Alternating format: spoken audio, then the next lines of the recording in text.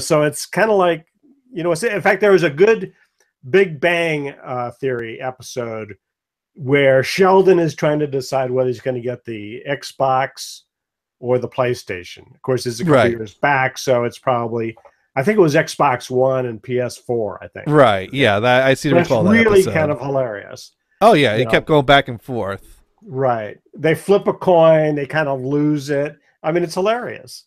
I forget how that ended, but it ended on some kind of a punchline. He probably bought and then both. I think he was then Sheldon, I think, was pining over the fact that he bought the wrong one. Of course. Well, for me, I mean, I never got into the Xbox. But then again, I observed what Xbox did from the beginning, and the original Xbox was a brick that overheated and had tons of problems. And the only game that anyone really talked about for the Xbox was Halo, and Halo's not my kind of game. So Xbox had nothing to offer me. Although there was that bikini girl volleyball game that apparently had real life jiggles in the breasts. But then again, I have porn. I don't need video game breasts. I see we're live now. That's cool. I figured this has gotten into a good conversation. We should let everyone else in on this. Right. And I was, getting ready to talk about jiggling animated breasts. I actually bought it. Well, of course, yeah. I should have seen that coming. Yeah. But I bought the Xbox One for Forza 5. Period. Yeah. I've tried a couple of other games. Yeah, they're okay. Wait, you bought it for what? Forza 5. Forza 5. Driving game. Oh, okay. Yeah. They got driving. Actually, they got driving games on the Wii. Well, and Mario Kart is actually fun. Oh, yeah. Absolutely. Well, they got other driving games. Forza 5, had these clips from the Top Gear guys. Ah, of course.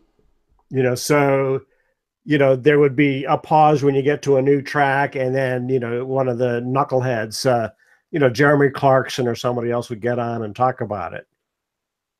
Now, the downside is once you've seen the spiel, okay, I've seen it. I don't have to see that again. Oh, so it's all the same spiels over and over again. Well, for that track.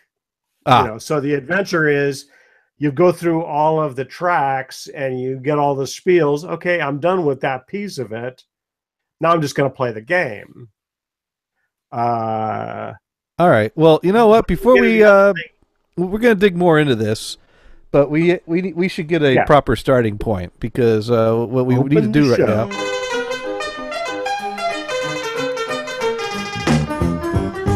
Because we're tuned in once again to another fun-filled edition of Time Out with Gators and Brian, and Venison will probably be joining us here in the corner shortly. And maybe Dune. He's out there getting himself, and Dune is going to I don't know, observe. Oh, and Skype wants to update. What a surprise! No, not now. Not now. Not now. Not until you force me.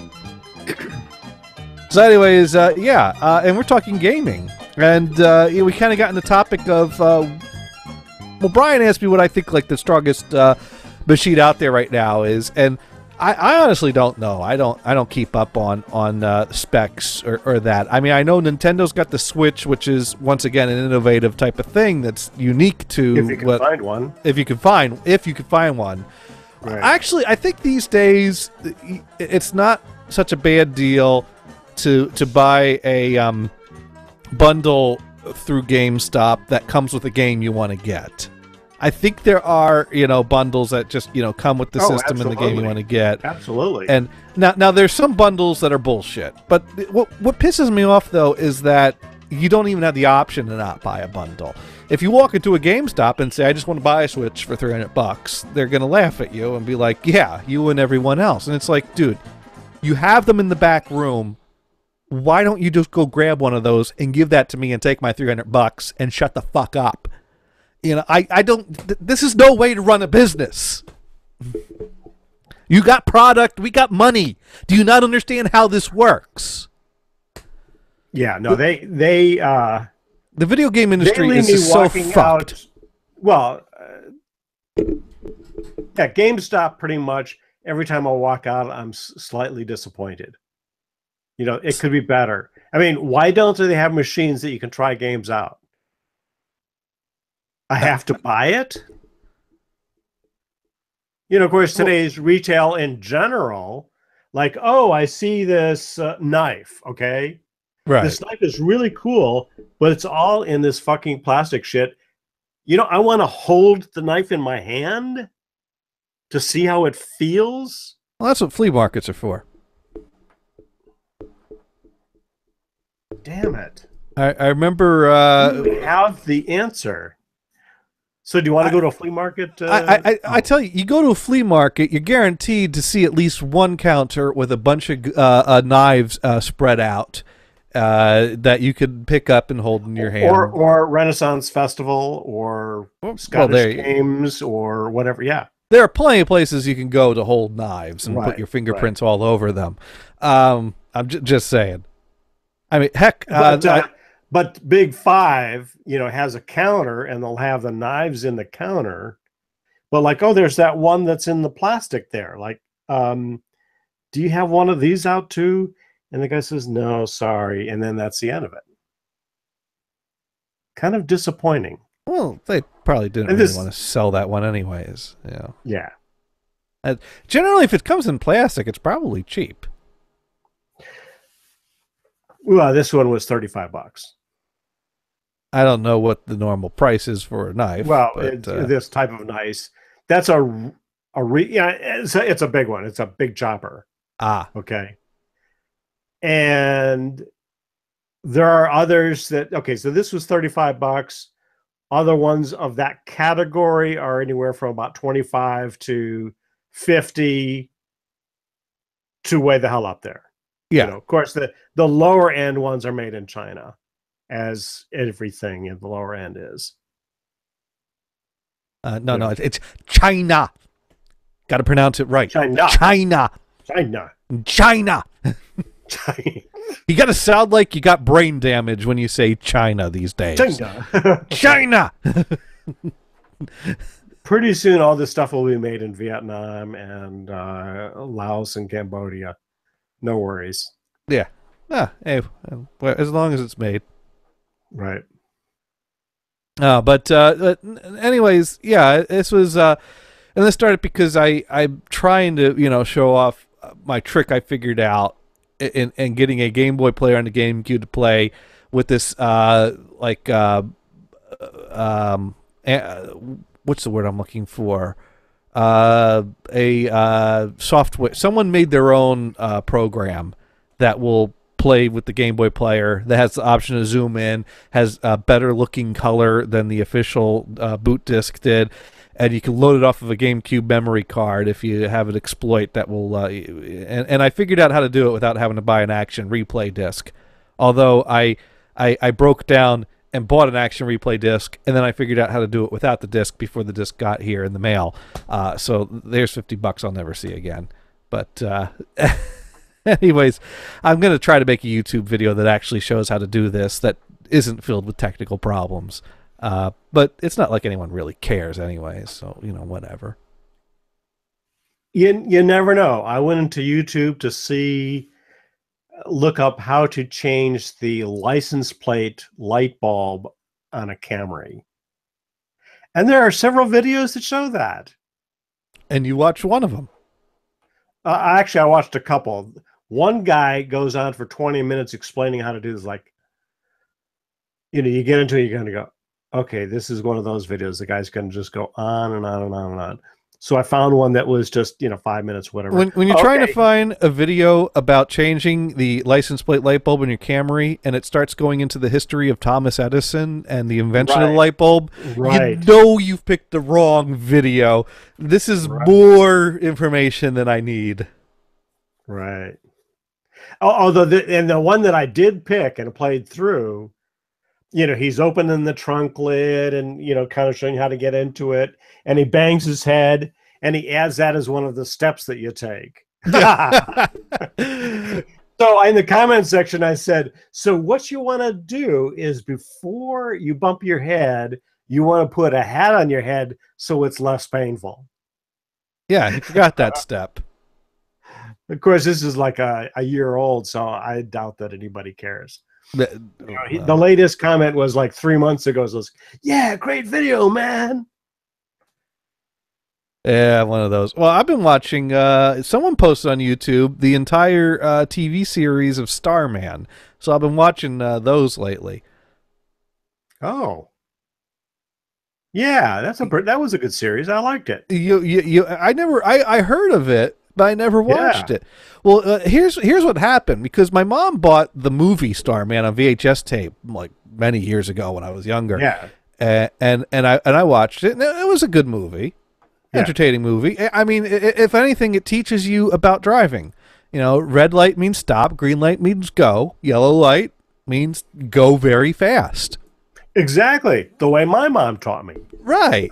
Right. And he also found out that if an alien comes down to Earth and learns how to drive from observing you, you might want to clarify how the go very fast yellow light really works. Like if there's another truck coming in the other direction, under those circumstances, the go very fast rule doesn't apply. But he found it out, and they survived, so it was all good.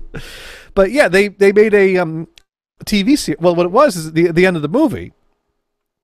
He got the female character. Basically, alien comes down that doesn't have a typical body for as a form, but through a lock of hair from this woman's dead husband, was able to form a clone body of that guy to take form in. And wasn't there like a glowing marble that he had?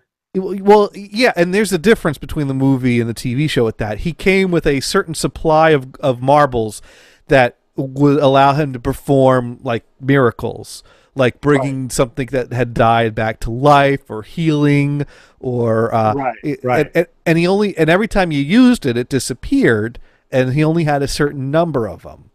And basically, what it is actually, this is a movie that really brings a good question to mind. What would happen if an alien actually came down to Earth, a peaceful alien really came down to Earth? Because the reason Starman came to Earth was because he found the record in the Voyager satellite that we sent out with, that basically was an invitation that we are a peaceful planet. Please come visit us and we'll be peaceful to you. And he came down to the planet, was shot down, basically sent out a distress mission back home, letting them know, hey, they're hostile, don't come here, and had to get to Arizona to meet his pickup party since his ship had crashed. And the government is chasing him so that they could take him prisoner and study him and dissect him and do all kinds of awful things to him. And he can't help but question. And one of the people that was involved with this was horrified at this. He's like, dude, we sent this guy an invitation. We invited him here. How could you do this? And it's like, no, we got to study him. Blah, blah. I haven't watched the movie in years, but basically that raises the question: what would actually happen if an alien came down peacefully to Earth? Could we count on our government to just peacefully sit down with them and have a peaceful interaction, or would we send the National Guard out, capture this thing, and study it? Well, have you seen the movie Paul? No, I haven't seen that one. You got to watch. That came out a few years ago. That was fun. That was comedy. Okay. And it was funny. It starts off with, you got these two guys from the UK that come to the United States, and they're going to go to Comic-Con. And they rent an RV, so they do the Comic-Con, and then they hop in this RV and they're going to cross the country. And, well, on the way they meet Paul. I see. Well, and Paul is this alien that had escaped from Area 51. Well, I thought Paul was dead. That's a different movie. Different Paul. Okay, right. Never mind. But it's funny. I like that. I like it. There's a lot of funny there's a lot of funny thing. It's Well, you know, the who's joke. the guy that played Scott in the new Star Trek movies? Scotty. I don't know. I'm not up on that. Yeah. Anyway, it's funny, and it's an old buddy of his that he's worked with for quite a while.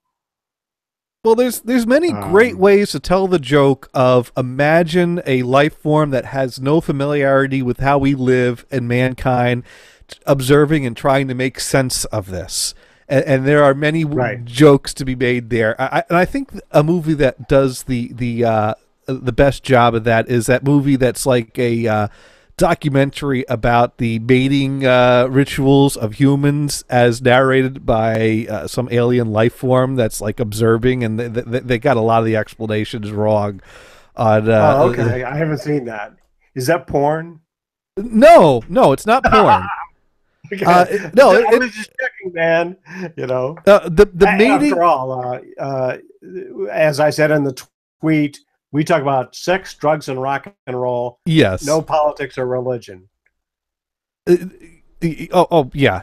We totally hold to that rule all the time. Exactly. No. This is a movie from 1999 called "The Mating Habits of the Earthbound Human." I recommend it. It's got lots of jokes. And the People of Earth series has lots of jokes about aliens and stuff, but. I mean, it's basically a typical guy meets girl and dating, and you kind of probably have an idea how the movie's going to end, being that it's called The Mating Habits of the Earthbound Human. But this whole story is narrated by an alien that is misinterpreting the whole thing. Hey, it's an alien call. And speaking of alien life form, we got Venison on the line here. Yeah. I think I heard porn mentioned. My ears went up. That's what alien ears do. And and answer to your question, what if we invited the aliens down, one of them came down and said, hi, and we said, bang, and took him off for dissecting, but he did, send off a distress call. Now, that gets back home, and what if they get pissed? Hey, we sent an ambassador there, and you killed him? And then there's the question of what if they just come and invade? I mean, first of all, if especially after that, if an alien life form comes down, it's not necessarily a dumb decision to be careful and skeptical. But then again, the movie A Starman, he's got the invitation from the Voyager shuttle, and he comes down and they shoot him down and they try to capture him. That's exactly what we do. And that's exactly what we do. And meanwhile, we sent out 2 gold discs into space basically saying, we're peaceful people, please come down and visit us. What are we going to do if they come and visit us? We're going to capture them and study them. I mean, we just basically sent a lie out into space is exactly what we did. We sent a bold-faced lie out into space. Don't forget now, it's a bunch of scientists that put this together that had these grandiose ideas. And they should know better. They should know better that they have no say as to what happens. Like I said, they're going to get that distress call, and they're going to be pissed, and they're going to send some people, and they're going to say, give him back. And if we say no, boom. There are some people that think that alien life form, they know about us. They're familiar with us. They've observed us, and they've decided, yeah, we're not touching that with a 50 light year pole. At this point in time, the Vulcans are definitely watching us, right? If you watch the Star Trek timeline, yeah, they've been watching us for years, and until we get the warp drive running, they're just going to watch us because they don't want to deal with us until we get to that level. That's logical. Once we got past the sword phase, we became dangerous. Right. Yeah. Anyways, now, of course, the reptilian, shapeshifter aliens are among us. Oh, yeah. We know this because Skylark has been keeping us posted about that. Oh boy. Right. Yeah, I don't know what happened to Skylark, but he disappeared. No, he's around. He disappeared for a period of time, and then he showed up. And he was educated in that period of time because he told me all about how Elvis is doing. He's doing well. And looks older, but he's alive and doing well. And the reptilians are among us, and Obama's one of them. And so Skylark was out there learning all kinds of valuable stuff that he's now. Obama's a reptilian alien. Don't you think they would have found that out long ago and snagged him? Oh, that's what they want you to think. Yeah, right. But Brian, we have the Men in Black to keep it all a secret. Oh, of course. Yeah. I'm amazed they let that movie get out there. Yeah, we have a reptilian alien president. Notice that right. that the really good movies are based on truth. There is that. They're scary. Warhawk tweets in, NASA is working on warp drive and hope they'll get a working prototype in the next 20 years. Oh, yeah, I did hear that. Absolutely. Well, I can't wait for the Vulcans to come down, and I will greet them with an old Vulcan folk song, The Ballad of Bilbo Baggins, of course. Right. They'll shoot you and leave. But that was sung by a Vulcan. We all know the Ballad of Bilbo Baggins, don't we? Oh, God. You're familiar with the Ballad of Bilbo Baggins, aren't you, Brian? I'm trying to forget it. That's Leonard Nimoy, actually, right? Yes, that is Leonard Nimoy, Right. a classic Leonard Nimoy song. Right. Oh, no. In the middle of the earth, in the land of Shire, lives a brave little hobbit whom we all admire. With his long wooden pipe, fuzzy woolly toes, he lives in a hobbit hole and everybody knows him. Bilbo Baggins, he's only 3 feet tall. Bilbo Baggins, the bravest little hobbit of them all. Oh, you gotta love Leonard Nimoy's music career. He released 3 albums. He has such a good voice, too. It was not a bad voice. Yeah. What about William Shatner? Oh, How many albums did he release? picture yourself in a boat on a river. There was one song he did was pretty cool, though. I can't get behind that. That song was awesome. Oh, what about William Shatner doing Mr. Tambourine Man? That was another good one. Oh, boy. You remember that one, don't you? I try to forget these. Yeah. Oh, well, let me remind you. Oh. What did I do? What will we do without William Shatner and Leonard Nimoy's music careers? We would have only Yoko to go to. Oh, God.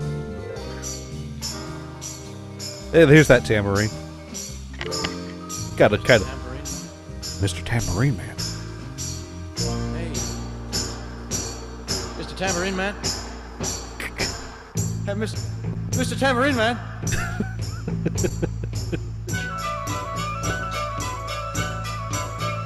It's kind of catchy. I gotta like they got some good musicians for this, I think. You're trying to get that tuba earworm out of my head, aren't you? Yes. This'll do it. You have this stuck in your head all night.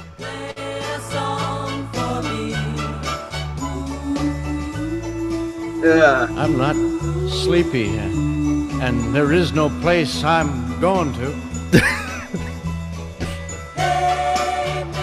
Best version of Mr. Tambourine Man ever. Okay, play that. I give up. Play that tuba music again. In the jangle morning, Oh, it's getting choppy. I'll come following you. There we go. Play Dance 3 It again. hardly even sounds like him. That's bizarre. Well, you've heard of Do Lucy in the Sky with Diamonds, right? Yeah. Oh! That's the one that's you heard most often. And speaking of William Shatner, we have someone on the line right now. Uh-oh. I didn't have time to change my name and get a picture. So it's just Hey, on. Are you calling in because you want me to hear play William Shatner singing Lucy in the Sky with Diamonds? Or are you calling in to try to stop me from playing? trying to stop you. and I want to can I request something? Okay. Can we fix this time zone bullshit? Can we fix this once and for all? Yeah, I had someone. Can we just I was. Can we just get rid of it, please? About going, we just go to one universal time and fuck the rest. I'm telling time you. is the time. I'm telling you. Does that mean you're going to wake up at 3 in the morning? So dude, what? Get over it. Don't care. This is me not caring. Dune, we've spent years revolving this station around Eastern Time. So I know. So I'm not the one with the problem. You're the one that's going back. You're forgetting though. We spent years on that, and I got used to it. Uh-huh. And now I'm in the Eastern Time zone, and it's jacked me all up. Well, just set your clocks at Eastern Time when you get home. Oh God, no.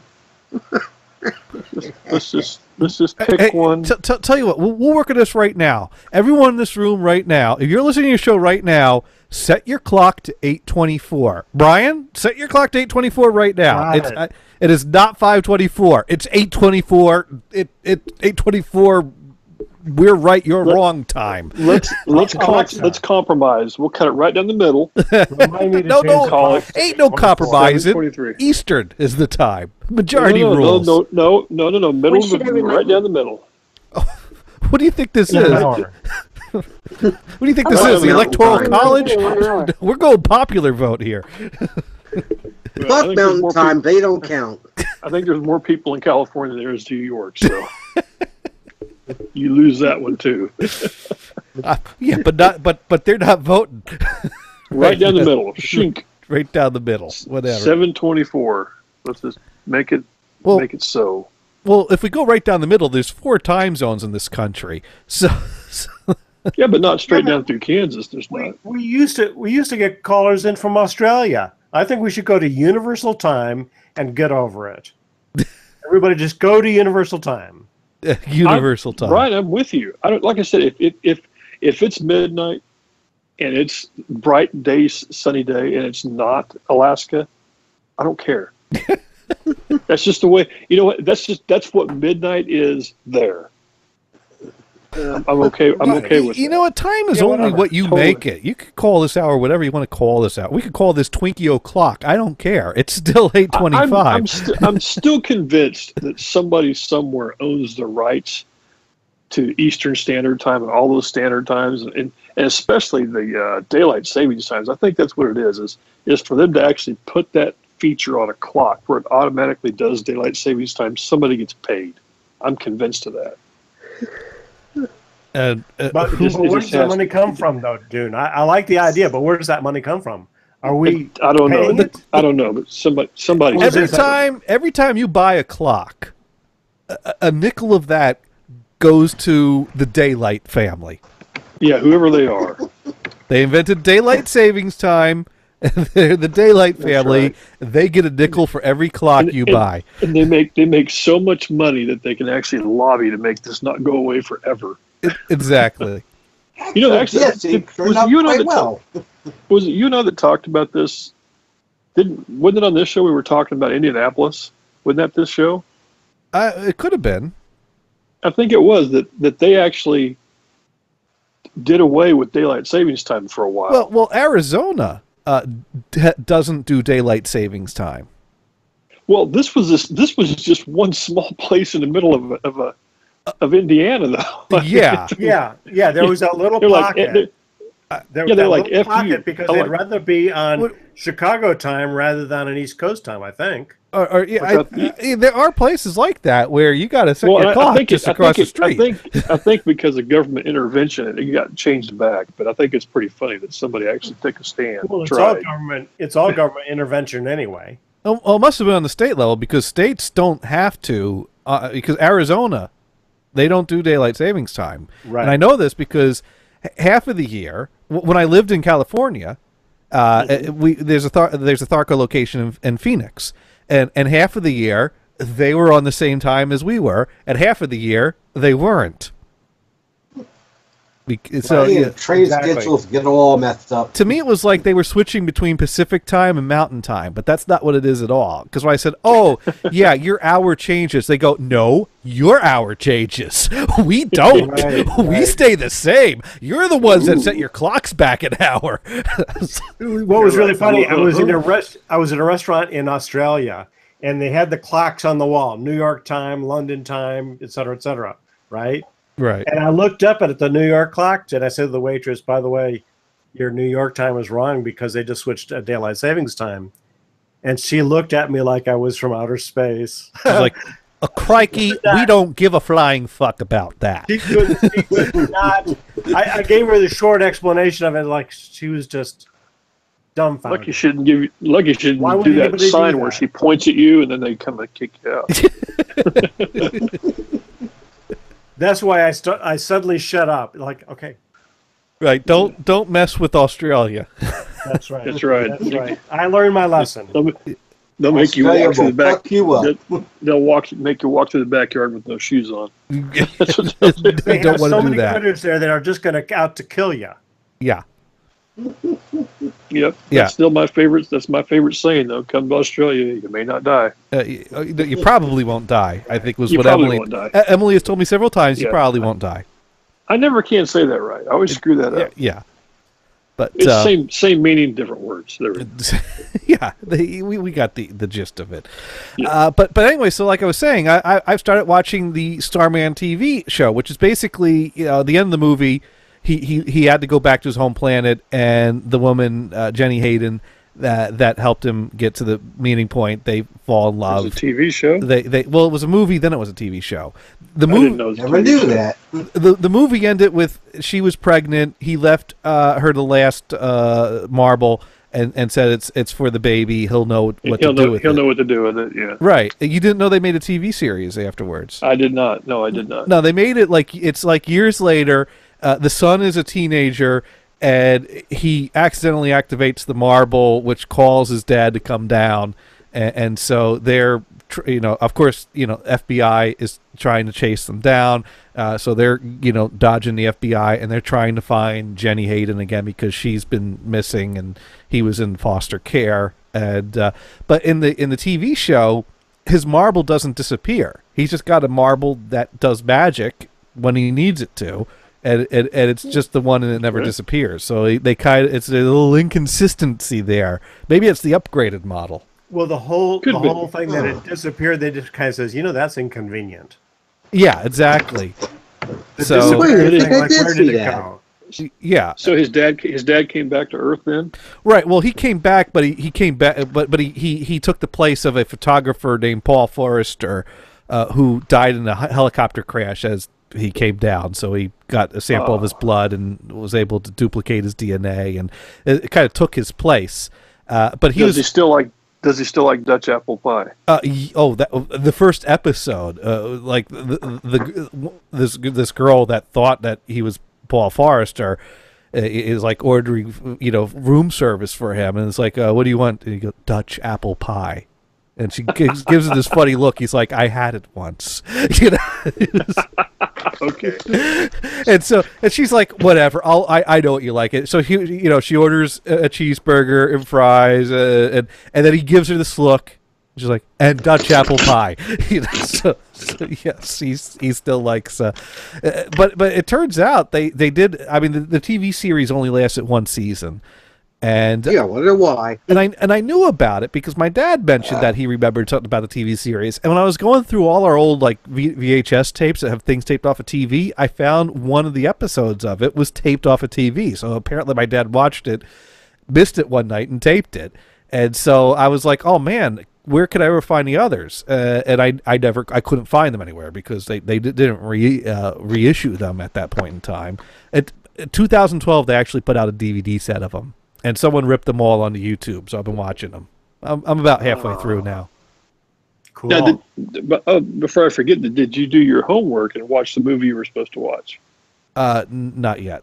That's right. Me. I started downloading it, and then I stopped because I was worried about getting busted for infringement. So I had to... what was it? I wrote it down somewhere. Where did I write that down? Distinguished Gentleman. Distinguished Gentleman. Yes. Okay. Well, you know what? One of these years I'll get to that. Okay. Go to DC++. Warhawk thinks that Shatner should do Straight Outta Compton. Oh, that would be great. That'd be interesting. Warhawk writes in, Jeff Bridges played in the movie. Robert Hayes from the Airplane movie plays Starman in the TV series. Right. Airplane movie. Warhawk, real quick. There is a version of Straight Outta Compton done by this one girl. I can't remember her name, but she did it folk song style. It was funny as hell. All right, let's see if we could. Maybe this is it. Let's see. Straight Outta Compton. Yeah. Crazy motherfucker named Ice Cube. From a gang called Niggas with Attitude. When I'm called off, I gotta sawed off. Squeeze the trigger and bodies are hauled off. You too, boy, if you fuck with me, police are gonna have to come and get me off your ass. That's how I'm going out. For the punk motherfuckers that's showing out.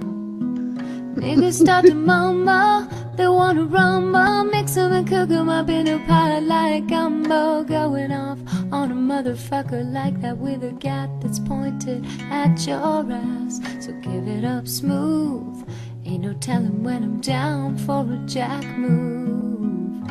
Here's a murder rap to keep you dancing with a crime record like Charles Manson. My AK-47 is a tool. Don't make me act a motherfucking fool.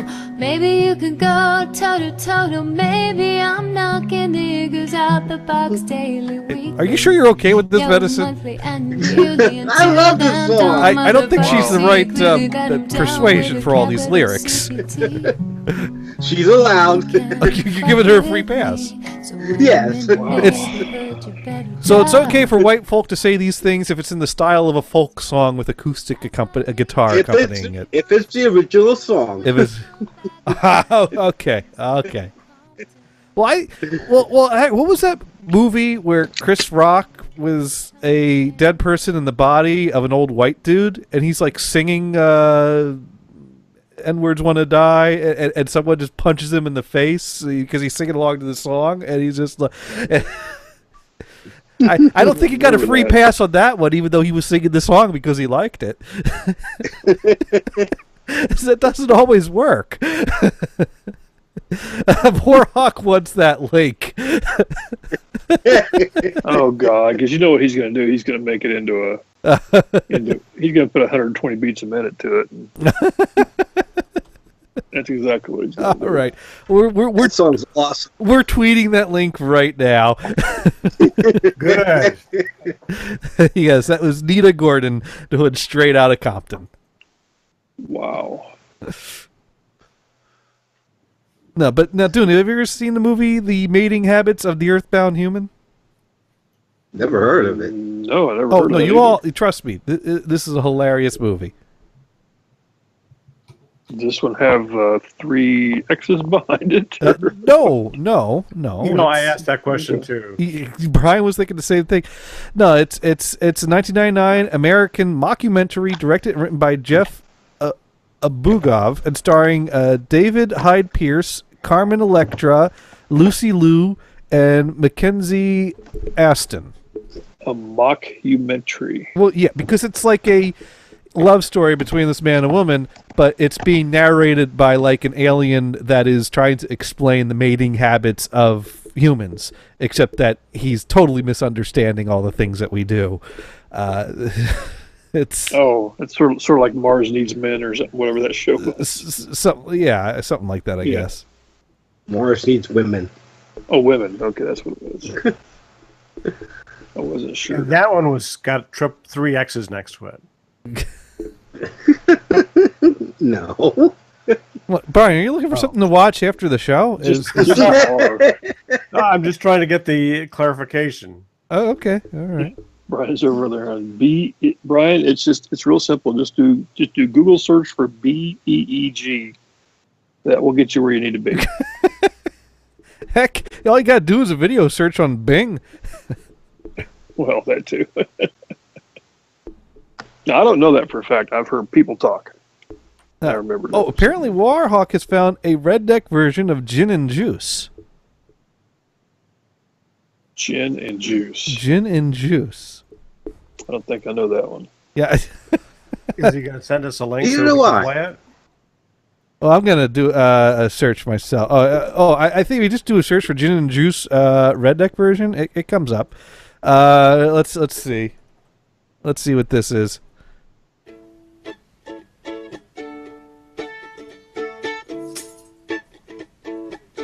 Ukulele action.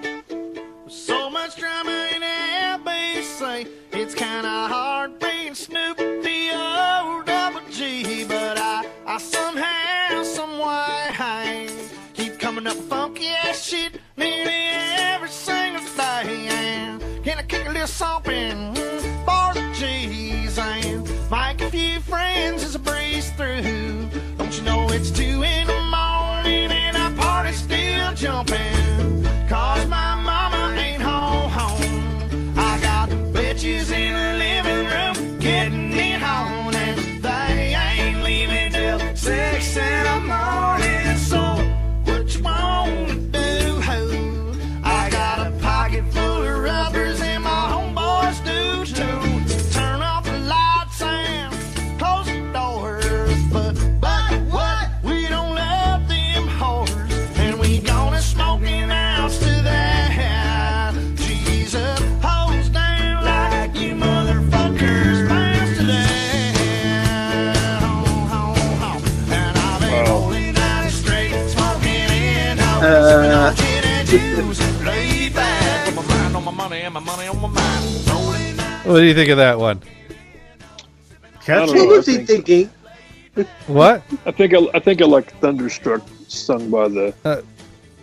You know what? Red- I think the best version of Gin and Juice was done by Brian Williams. I think. What was this guy thinking? Oh, come on! Now Brian Williams has a good version of Gin and Juice. You talking like Brian Williams as in Beach Boys?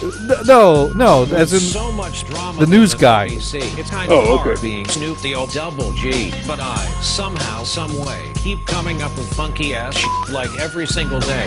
May I kick a little something for the G's and make a few ends as I breeze through 2 in the morning and the party's still jumping cause the mama ain't home. They got bitches in the living room getting it on and they ain't leaving till 6 in the morning. So what you wanna do? I got a pocket full of rubbers and my homeboys do too.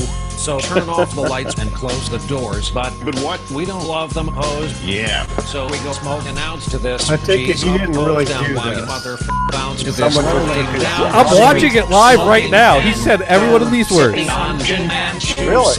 Laid With the way it's back cut with up. my mind on my money and my money on my mind. He said every one of those words. Maybe not at the Oh, my same God. time. Yeah, but I mean, it's all edited together, right? Someone Yeah. spent many hours just Many staring at hours. Brian Williams' face. Doom. Okay, the first one just gave you a look of shock and horror. Yeah. And this one is like insult. What's wrong with that? Oh man. Oh, Brian Williams does a lot of great rapping. He even goes old school. Yeah, okay. Like Leonard Nimoy? No. I mean, let's see if I can find it.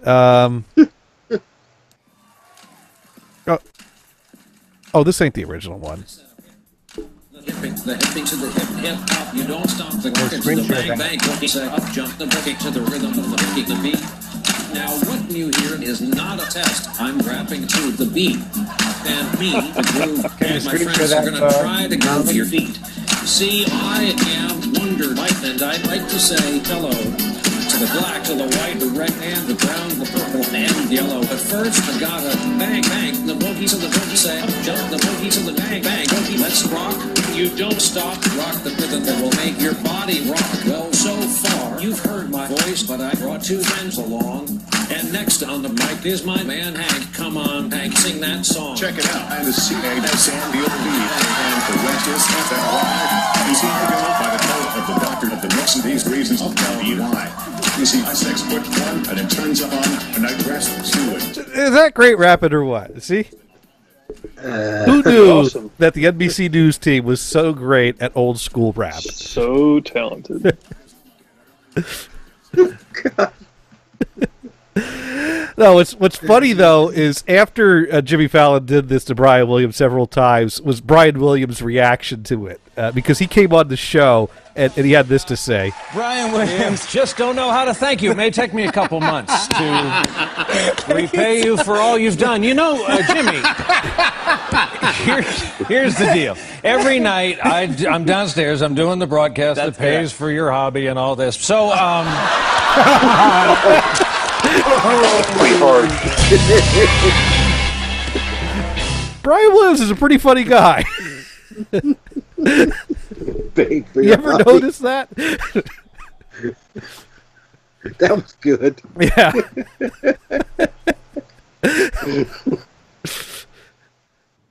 I don't think he was all that impressed. Oh my God! Apparently they got him doing "Baby Got Back." I haven't heard this one. Oh no! I like big butts, and I cannot lie. You other brothers can't deny that when a girl walks in with a itty-bitty waist and a round thing in your face, you get sprung. Wanna pull up tough because you notice that butt was stuffed deep in the weed she's wearing. I'm hooked and I can't stop staring. Oh baby, wanna get with ya and take your picture. My homeboy's trying to warn me that butt you got me so horny. I like them round and big, and when I'm growing up gig, I just Who can't said that help part? myself. I'm acting like an animal. Someone else on the Now, here's my newscast with scandal. him. I wanna get you home. I don't know. I don't watch news. I ain't talking about Playboy, cause silicone parts are made for toys. So your girlfriend rolls a Honda, playing work outtakes like Fonda, but Fonda ain't got a motor in the back of her Honda. My anaconda don't want none unless you got buns, hun.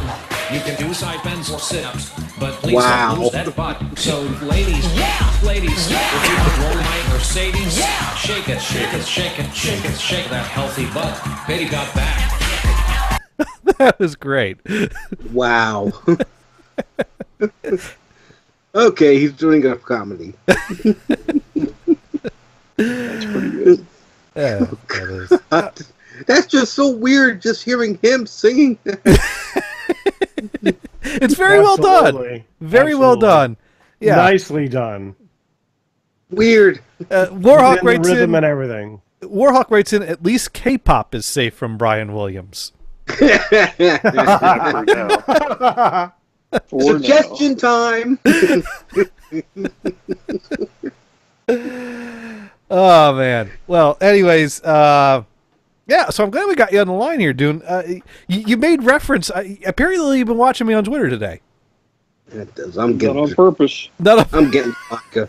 Well, no, I just thought that I should. If someone needs footwear, I saw some options out there. Oh, the flip flops.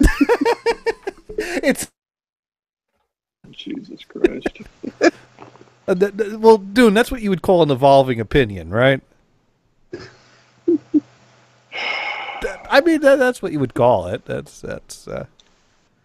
I mean, what's I don't. Hey, I'm sure you could you could probably show me a bunch of Obama and Kerry flip flops too. Maybe one or two. Yeah, maybe just one or two. We could show each other flip flops till the cow comes home. Damn, I've been wearing flip flops since I was 8 years. Oops! Why did it freeze?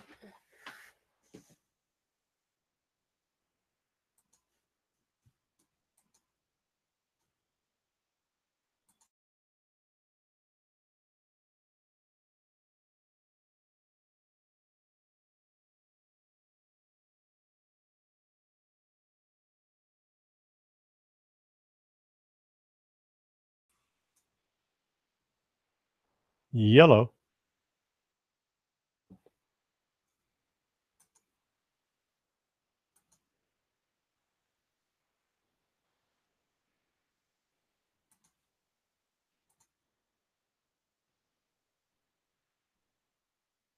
Yellow.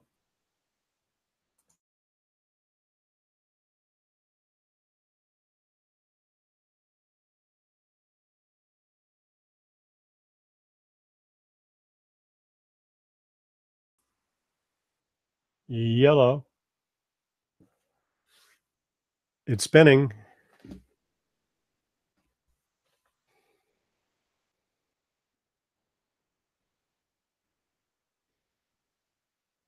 Yeah.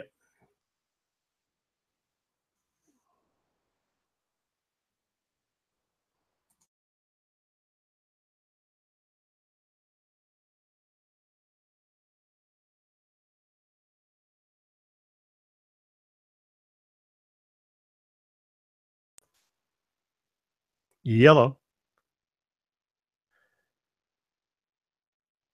Yellow.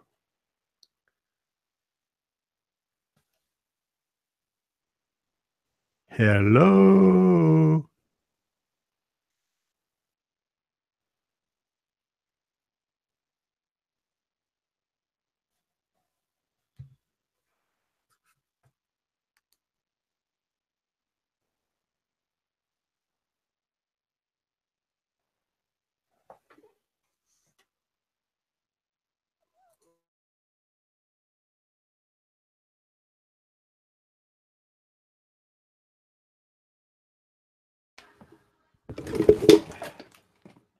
Am I encoding? I don't even know if I'm encoding.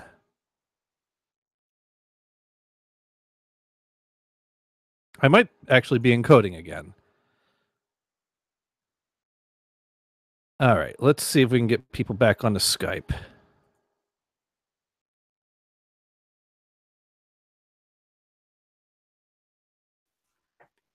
Hello. Oh, hey. Our TV has flipped out and broken. So now I got to figure out how Samsung and Woot are going to do it playing the finger pointing game, and what I'm going to have to do to get someone to actually, do something about this, because this TV is less than a year old. Someone better fucking fix it. But Kristen decided, well, before I call someone, I should try unplugging and plugging the TV back in. And the TV power you're cord, recording again. Yeah. So the TV decided to do this whole flickering picture fucked up shit, and Kristen figured, well, before I call Samsung to try to see what they can do about it, let me try unplugging it and plugging it back in. And the plug for the router and the TV are right next to one another. Oh, so that's why I died. I died. No, I thought it was me. I thought it was me. Warhawk thought Brian, you were still on the stream. Going, hello. Oh, I was. Well, and I disconnected and reconnected a number of times. That's great. I'm going to have to go back and watch that now. Nice. And do it, and somehow or another, Doing and I still staying on Skype. We're still talking to each other. Warhawk thought I was abducted by the aliens. We're back. Yeah, we're back. Well, that gets us out of the flip flop topic. I got worried because I mean, when I go on this, I go and look, and there's like an empty chair. Oh yeah, right. I saw that too. Well, that's because I'm thinking like, oh my gosh, something's wrong. Well, I showed while Kristen was apologizing for pulling out the wrong plug, she was like, well, now that you're mad, let me tell you about the TV. Oh, so that girl's good. Yeah. She's funny too. I like her. Yeah. and then I showed her that the power cord detaches from the back of the TV, thus saving you the trouble of having to figure out which plug is the right plug to pull out of the power strip.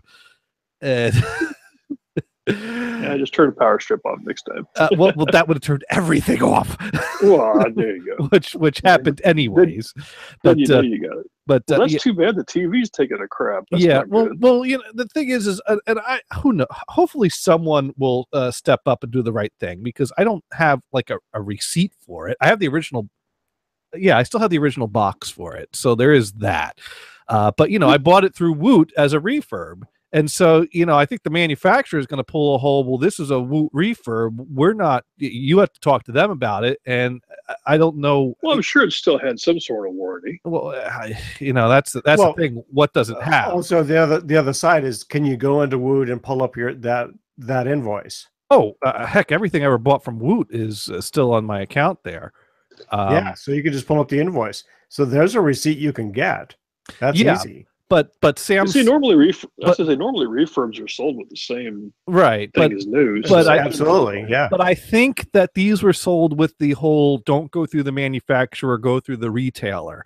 So I think Samsung is going to give me the old runaround, and Woot doesn't have a great track record with me for, you know, communication. Uh-oh. Yeah. Woot doesn't have a phone number. They have an email address that they may or may not respond to you in a 24-hour period. Oh, God, I see tweets coming now. Every time I email Woot, it takes them a day to respond to me. And anytime I reply to them, it takes another day to get a reply. And so, you know, when Woot gives you the runaround, it's a slow and painful runaround. And that's so is that email address in India? I don't know. Or Bangladesh or something like that, which is why it takes they would lead me to believe that there's an office in Texas that they're all sitting at. Right. I don't know who's emailing me. I do know that the last time I had a problem with Woot, it was that Woot had blocked me on Twitter. And when I tried to email them, they were giving me the runaround like, we don't know. Are you sure you're really blocked? It sounds like it's a problem on your end. And it got to the point that I was starting to like trash their forums. And it got to the point that people were like, we're going to discuss it at the meeting this morning. I'll walk over to that office myself and check with them. We're trying to clear this up. And it's like, yes, but I had to escalate to this point before you would talk to me. and see, with Woot, all you can do is go Woot, Woot, Woot. Which sounds like everything's good, right? It's Amazon, isn't it? So yes. So it was a week. It was a week of emails and bitching them out on their forums just to get unblocked on Twitter. And that doesn't even cost them anything. We're talking about an expensive TV that's broken now. Now I actually need them to really do something. So it's like I'm already dreading this. I'm already. It's him again.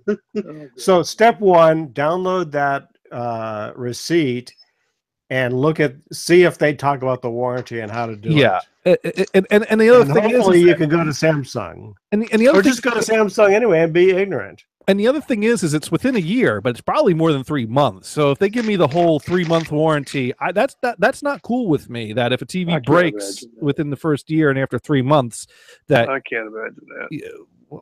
I don't know. Do you ever read the warranty? Well, God, everything is usually a year, isn't it? It should. No, I could be wrong. 90 days. 90 days is a time of unit that is used at times, and I spent $540 on this TV. Actually, no, that's including tax. It was $500. So I don't know where on here it says what the terms and conditions were for warranty, 90-day Woot limited warranty. Okay, so what about the Samsung warranty? I don't think Samsung gives you one. And I bought this. When did I buy this? January 10th. Oh, great! Oh man, I tell you what, you could buy a 1-year protection plan for $76. Can I still buy that? I you know what? I don't want to buy it because this is taking me to a different site. Yep, you fucked up. And some items is best. Yeah, it's probably a third-party warranty. It's a third-party warranty. Yeah, I know. Oh, great. So, well, if Woot gives me crap over this, I am going to flame them to the point that they're going to have to block my IP address. Well, here's, does it actually give you the choice to buy it? Seriously? Square Trade will, but I don't even know if I trust them. I mean, what do I get for $76? I don't know. But the point is I am going to give them the hardest time they've ever got. Well, here's the thing: they're owned by Amazon, and I got Amazon Prime, and I'm going to go to Amazon and give them an earful, and basically, like, you ever want me to spend another dime on your site, you'll do something about this TV. Because this is $500 and we're 9 months in. I should get more than 9 months out of a $500 TV. Oh, absolutely. Well, that's why they sell you that extended warranty. But that's a third-party extended warranty that that doesn't matter. That's what they're selling you. But you always hear horror stories about those types of warranties, anyways. Well, let me put it this way: probably 6 months ago, I had a problem with my refrigerator, and I had a 5-year warranty on it. And, the ice maker crapped out. So I looked up the warranty, and it had a month to go. So I went for it, and everything worked out fine. Well, let me see if it even lets me do this, because you have to fill in the date that the purchase date. So I'm purchasing a 1-year warranty on a TV I bought January 10th from Woot. And I'm going to click get a plan. We're sorry, we do not offer warranties on the item you entered. So yeah, no, I can't even get that. Yeah, it's probably too late. Yeah, usually it's too late. In fact, no, Brian, so I got warranty done on it, and then my warranty was about to expire, and I called them up and said, "Hey, can we add another 5 years to this warranty?" And they said no, they just want to do it the first. Let's see. If a product sold by Woot comes with a warranty, the warranty will be listed in the product details. A manufacturer third-party warranty supersedes a Woot warranty in all cases when a manufacturer third-party warranty is available. So if you're seeking warranty coverage, please make sure you're pestering the right people. If the product is covered under a manufacturer third-party warranty, you can find their contact. Look, both of us want the same things, right? Love, a sense of purpose, a clean exchange of quality goods for money. But sometimes in this crazy world, things take a wrong turn. Products break, tempers flare, angry emails are composed and maybe even sent. So before it gets ugly and we both say things we regret, let's just lay it all on the line right off the bat. Here's what your Woot warranty does and does not get you. What is covered? Any defect or malfunction in products sold with a Woot warranty. A Woot warranty applies to the original purchaser only and is non-transferable. The Woot warranty is valid only in the 48 contiguous United States and the District of Columbia. So fuck you, Alaska.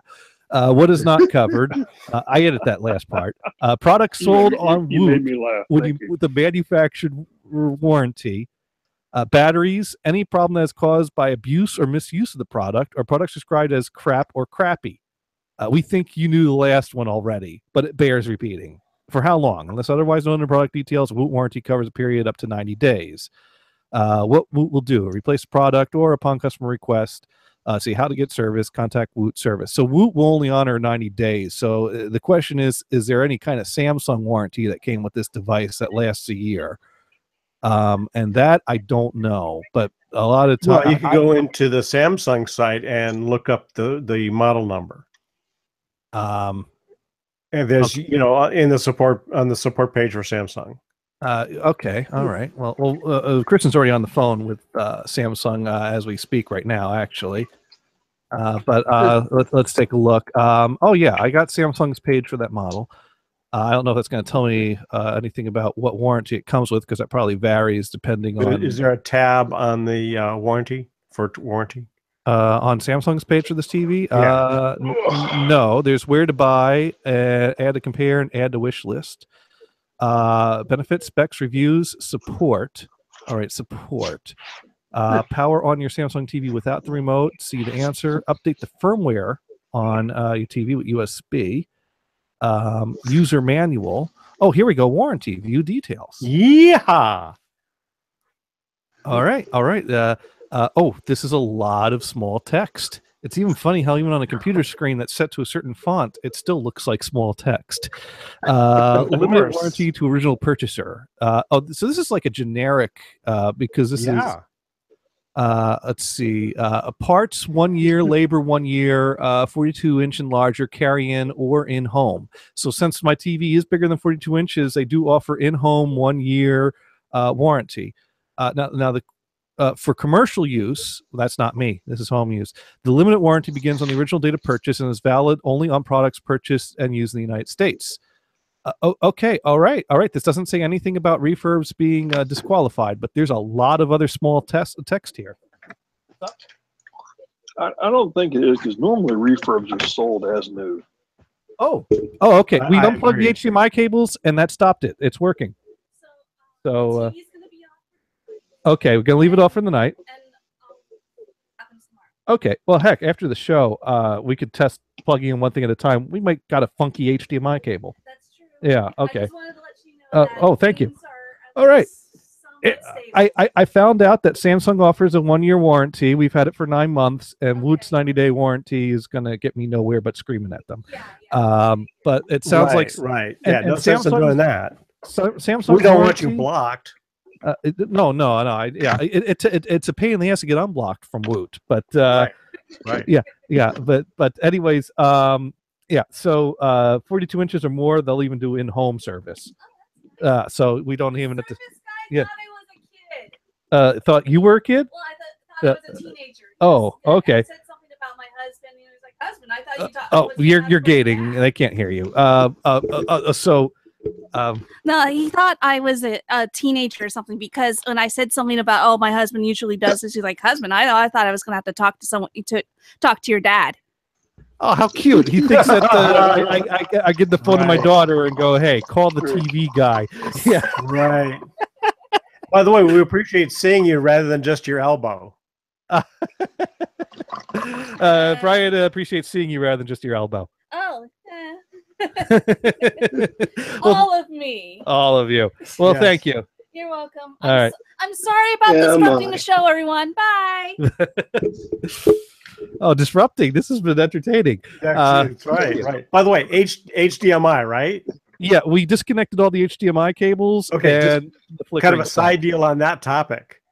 If you were going to completely wire a house, what would you wire it in? Ethernet? Candy cane. Or Ethernet, right? Ethernet. Well, I don't know. USB is cool these days. I was talking to my brother like a week ago, and he said he just wired up his house on HDMI. That's interesting. Well, yes, exactly. That's what I thought was. You know what, Brian? I reject your question, because what do you mean? What would you wire your house up with? The only one thing? When you wire up a house, you wire it for everything. Okay, so what's your priority list? Let's put it that way. What would you do first? Well, Cat 6. What? Cat 6. Cat 6. Well, I think plug outlets come in handy. Bluetooth. Yeah, but usually a house comes with plugs. Well, you're asking what I would want to wire a house with. I don't want to assume that there's plugs there, because if someone asks me, what do you want your house wired with? First priority. And if I came in and there's no plug outlets, but there's Cat 6 everywhere, clearly I fucked up. Yeah, I did not answer that question correctly. Well, there is a because I've got to call dude and say, Cat 6 or Cat 7 that has a it's like a 12-volt signal through cable power. There's power through internet cable now. Well, yeah, but the thing, you know, I turn on my plasma. I noticed that some houses come with USB in the power outlets, and I kind of was like, I kind of wondered, do you think there'll ever come a day when we just do away with power outlets and just go all USB? And my dad's like, well, no, the contacts are too close together. You can't put high enough voltage to power a light bulb over a USB. But look at these light bulbs we're buying now. They're all LED. Yeah, they can handle it. But we're not. Well, heck, look at the reaction you get if you try to pass an act in Congress to require everyone to go LED. Speaking of which, where do you stand on that, Dune? What was that again? USB power? I don't know. Yeah. Well, no. LED light bulbs are banning incandescent bulbs. I mean that's Jesus. Well, we're still on wiring the house, man. Don't try to. No. I don't care. I don't care what light bulbs I can or can't buy. Okay, incidentally, okay. So let's go. Can I ask? Let's go back to the USB plugs. USB plugs are not wired to send the data between the different plugs. Well, it's just at the one location. Well, that's why I said it's not one or the other. I would want USB and Cat6 and HDMI and right. But you're not going to get USB wired through the house and Edison DC power. But you're not going to get USB data throughout the house. They're not going to do that.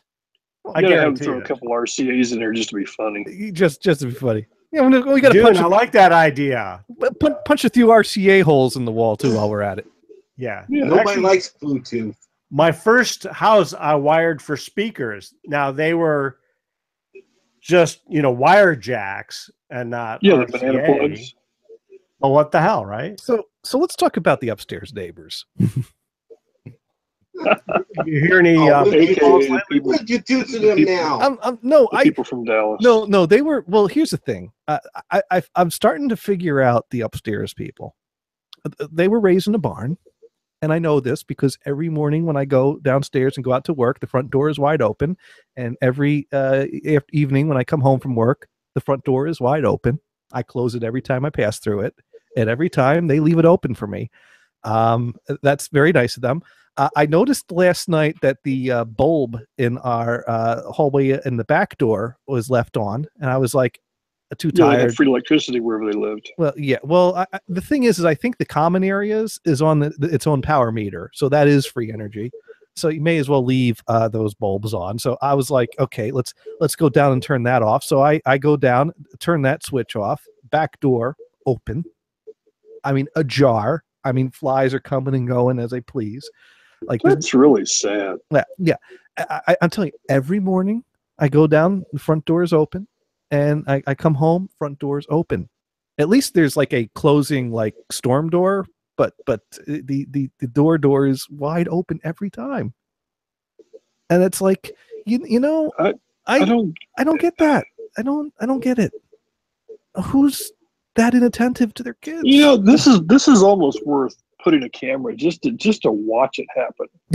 just because here's the sad thing. I like this idea. What if, and this is really sad, this would make for great radio. What if they actually accidentally shut the door and then stopped, realized what they had done, and turned it open to back up?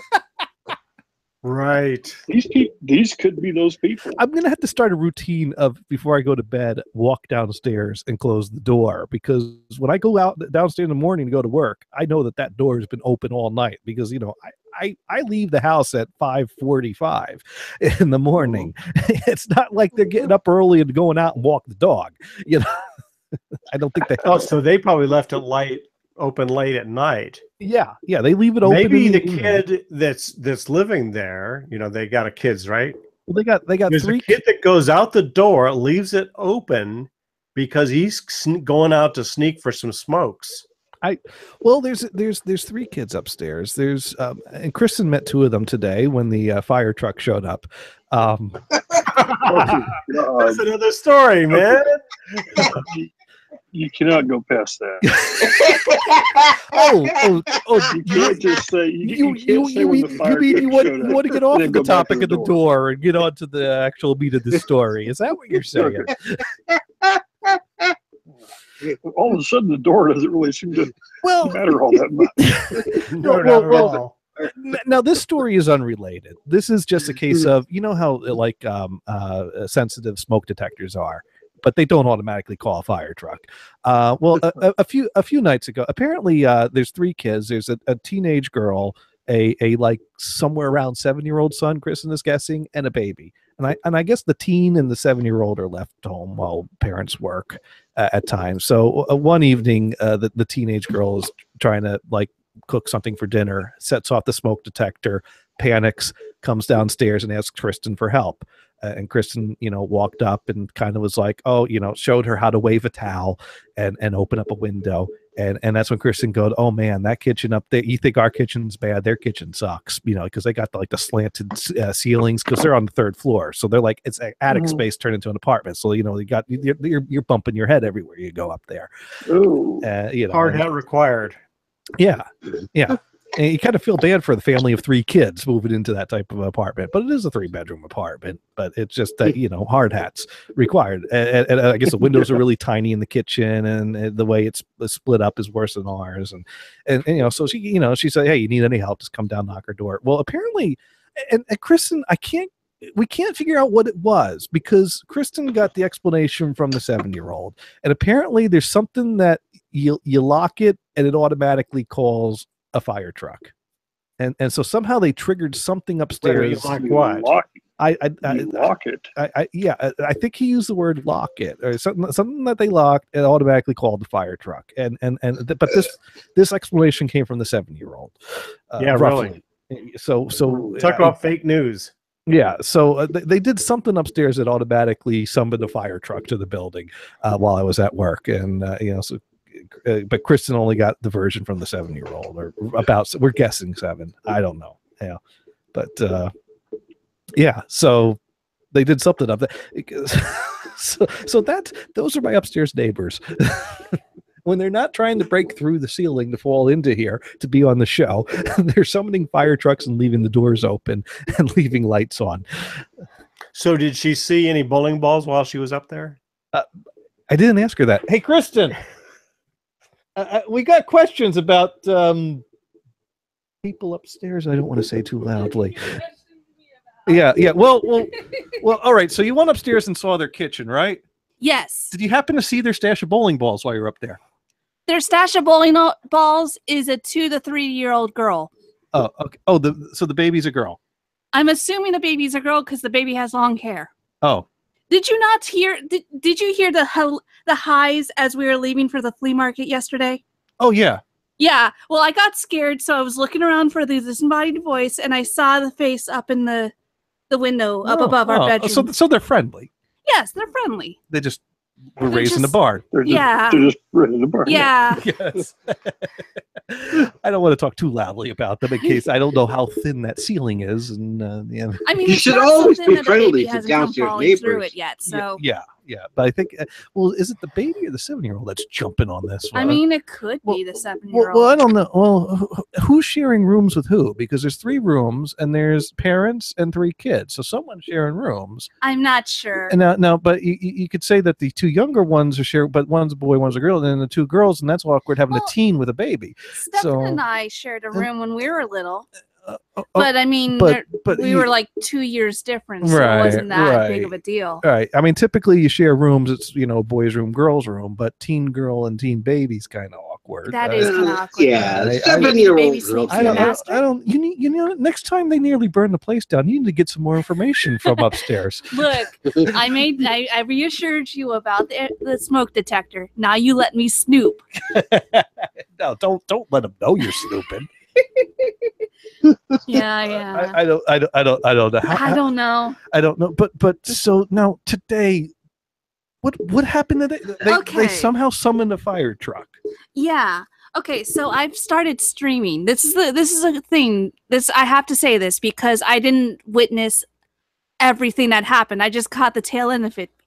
But I noticed today that there is a lot of yelling and shouting and kind of carrying on outside. And it's like, it's cloudy. These sound older. Why are they yelling? So after I finish, I go out and I look out our bedroom window, which is at the front of the house. I'm in the back of the house. And I see a fire truck parked right in front of our house. Something you kind of want to know about ahead of time. Yeah. Not as it's leaving. And it's like, holy shit. What the hell happened here? So I open the door and the teen girl is running outside. And the 7-year-old or 8-year-old ages, is standing looking kind of shell-shocked. I ask him, hey, what happened? Do we need to run? Yeah. Should we be following her? And he I'm a strange adult, so he was kind of shy. But gist of what I got was something got set off and got locked, and I think it automatically called the fire department. But it's not like they had their sirens going or anything, so they knew it wasn't dire, but they had to come here. I'm not sure. Like I said, I don't quite know what happened. Yeah, that doesn't make sense to me. Now they don't have gas up there. The upstairs is all electric heat and everything. We got gas here, so it's not gas related. Maybe it's an electric thing that gets an electric. I can't think of anything. Why would something electrical summon the? See, I don't know. I just know at some point there was a bunch of teenage kids standing around outside our house being rowdy. Like one of them yelled, "I want to do drugs." So, I mean, I'm not lying. Seriously, the kid Are just. you sure this wasn't like the drug truck? And because like in Grand Theft Auto 3, you could drive around the Mr. Whippy's ice cream truck, and people come up and do transactions. And if you stay in the same place too long, the police start. I mean, maybe if it were an ice cream truck, because that'd be. But this is a big red truck. This is a big. There's lights and everything. Okay, well, I don't know. That's the thing. I didn't want to press because I knew the kid was already kind of freaked out. Okay. And so I'm like, oh, well, I'm glad that it wasn't anything dangerous. Bye. Because what else am I going to say to this kid? Yeah, I guess so. Automatically calls the fire department. That's interesting. Yeah. And I don't want to be the strange adult busting in on the teenagers going, what the fuck's going on here? Because I don't want to have responsibility for these kids. We have bad luck with teenage neighbors left alone to watch kids near us. At least they didn't blow up the apartment this time. At least these neighbors didn't blow up the gas grill and burn that building down. It takes a village to raise a child. It takes a village to raise a child. I guess, but at the same time, I don't know the situation. I don't know the situation of what's going on. Well, we know they were raised in a barn. We know that much. Obviously. Now barns very flammable, so at least they should be careful enough to not burn this building down. So you would think, right? Yeah, I would think. That's why they called the firemen as soon as. I have no idea what was going on. I don't know. It's weird. So we can't make sense of it, but at least you're also talking about a small child, right? What was I doing at that time? Yeah. Because I was in the back room. Yeah, she was in the back room and shouting at my laptop. Once again, you missed the real action. If a 7-year-old's involved, you got problems. If it says there's a 7-year-old involved, you got problems. Yeah. At least it wasn't the 3-year-old, right? Right. Yeah. Right. 3-year-old. 3-year-old don't give a shit. I'm guessing there's daycare for the 3-year-old, but I don't. Anyway, so that's my new situation. That's it's interesting. So I was at the Big Five sporting goods place, right? Right, looking for a knife. And while I was looking at knives, kind of standing back, there were two small kids there, maybe 7 and 9, something like that. Were they also shopping for knives? Well, they were looking at knives, and they were talking. The two kids were talking about which knife or gun they wanted. And the smaller one, which was a girl, probably 5 years old or 7, basically says, "Oh, I want the gun, and I want to shoot you." Oh, and the mother just kind of stood and smiled. It was hilarious. And after they left, I just said to the clerk, and I just laughed. I said, "That was funny as hell." Kids these days. That's not. Damn kids. The kids. Oh my God. Funny's not the word I would use for that. Listen to this story. Okay. You're gonna love this one. When I was working as a technician at a store, and we did in-house service calls, and she wanted me to hook up their system. Let's just say it was complicated, but I finally got it done, and I was looking for a videotape. Now the mother, for some odd reason, I don't know why, left me with a 7-year-old, with an 8-year-old and a 3-year-old. Okay. Nice. Wow. Yeah. That is fucked It's up on like so a- many levels. That's creepy. Yeah. They gave you this VHF. Oh, it gets worse. It gets worse. It's okay. Venison will keep an eye on you. You know Yes. what though? Back in the 70s, that wasn't such a big deal. Though. Wait. It gets I don't better. know. Have you met Venison? Because after I was done, I was sitting there. Had to test the system and use a video tape. So I just jokingly said, "Hey, you got any X-rated movies?" Oh, Venison. So I was joking. And that's And what it he came back was. with- She came back with videotape, and it's just like, back door sluts 9. And that's like, oh my God, what the fuck? Go ahead, it's okay. You go ahead and buy it. No! 3-year-old sitting there in his room playing with toys. He don't give a shit about nothing. So this 7-year-old is trying to get me to put on porn tapes. Little kid brings Uncle Venison a porn tape to put on. This is there's nothing wrong with this story at all. Like, no. My favorite South Park episode is a Halloween episode where some of the kids are, doing the Harry Potter costumes, and the other kids are doing Lord of the Rings. Right. And they end up with this porn tape. Oh, so they had to bring it back. That parents to where had, it came and they from, left yeah. it behind, and the little kid is watching it, and then he calls it "my precious." It's hilarious. That was Probably great. one of the best episodes. Yeah. Oh, And I think they dropped him with the tape into the tape return at the. All right. Oh no! The other good one was what Cartman's and they're looking for an older person to be friends with, and he gets on some chat room or whatever. Oh yeah, when Cartman joined NAMBLA, and they had the scene that was like with the people running back and forth in the hallway through all the different doors. Man, and all these pop-ups that came up, like crazy.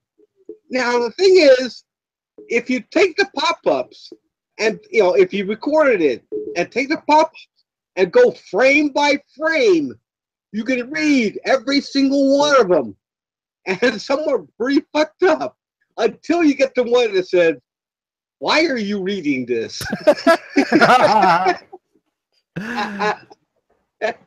That's great. That's awesome. That's kind of like when you cheat in the video game and you get to an area on the map that you shouldn't be able to access, and there's like a little sign on there that says, you're not supposed to be able to get here, don't you?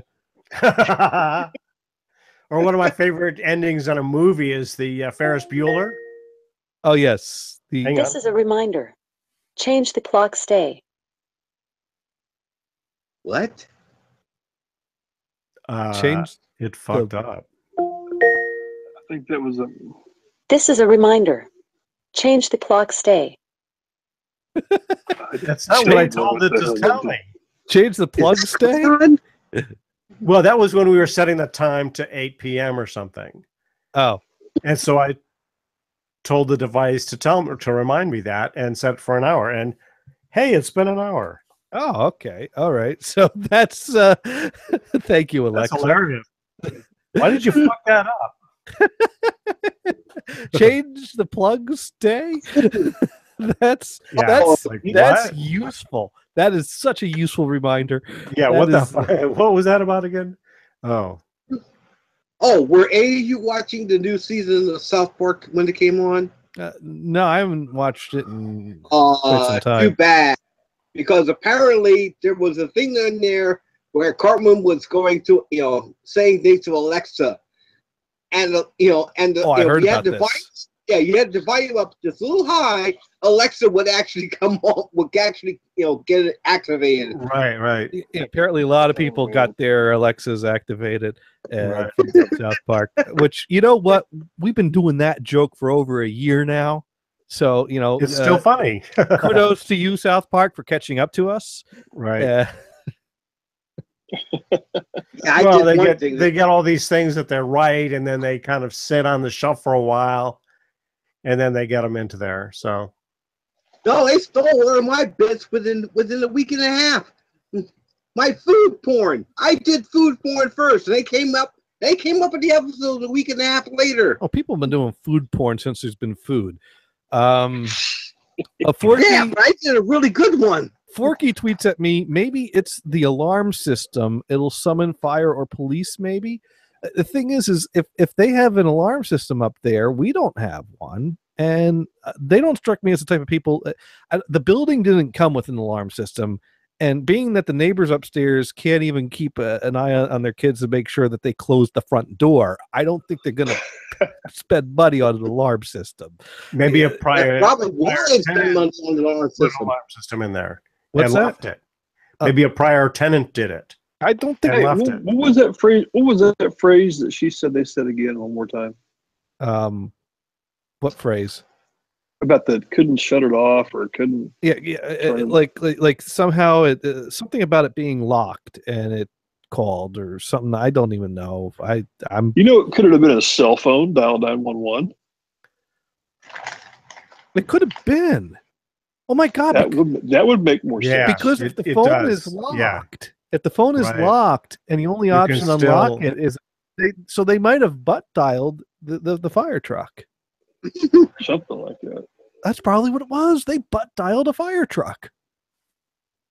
Oh, okay. Because the phone was locked. Very possible. Yeah, because you could dial an emergency service from a locked phone. Yeah, yeah. Hey, Kristen, we figured it out. All right, Chris is going to come. Really, because if you dial 911, you get the cops first, then you get the fire department. All right, that doesn't make sense, but that makes the most sense out of anything. Yeah. Well, because we might be on the right track. The word that kind of was curious to us is locked. Yeah, because that is like the definite thing I remembered. He said something locked. Well, you dial emergency services from a locked cell phone. Oh gosh, that makes sense. That makes more sense than anything else. Yeah, although why would they? Yep. I would expect a police car to come. Yeah. Yeah, but that probably varies. Earlier this morning, there was a fire truck and an ambulance that did come down our road with the lights and flashing and all that. So remember, Aiden once called 911 and hung up. Because he realized what he was doing and he didn't want to get in trouble. And he figured, we'll just pretend that didn't happen. Right, and they sent a patrol car anyway. Right. Maybe that's right. They're like, oh, well, something happened where they needed a fire truck. Well, let's send in our fire truck to make sure. Well, you said earlier. Yeah, but often a fire truck is there first anyway. Well, you said that a fire truck and ambulance with sirens were here earlier. Maybe they were triangulating the phone or in the area or, Right. So, it could be like it was the first immediate thing. Right. I mean, how long before the they end of do this that automatically? was the first alarm? Oh, the first alarm was around 10. And the fire truck leaving was? After 4. So like 4:05 or something like that. That's way too far apart. Unless they. I don't think it's the same one. It's just it was just one of those things. Well, maybe there was an emergency that required this here. Maybe. Well, the point is we think they butt dialed the emergency services. That makes sense. Or a kid is fooling around. Yeah, that too. But that's where the word locked would come into play. That would make sense. Okay, we've got this figured out. All right, yeah, that makes the most amount of sense, so I accept it. Thank you, Dune. There you go. I'm glad I could do something. Yeah. Listen, on that note, I better get since I got to be at work at 5. Oh, we didn't even get to ask you all the questions we wanted to ask you today. Oh man. Yes, no, and no. Okay. All right. He's in favor. Great. Fantastic. You got 7.5 hours of sleep. There's some no's in there. There's some no's. Yeah, we'll apply those as we see fit. As you see, I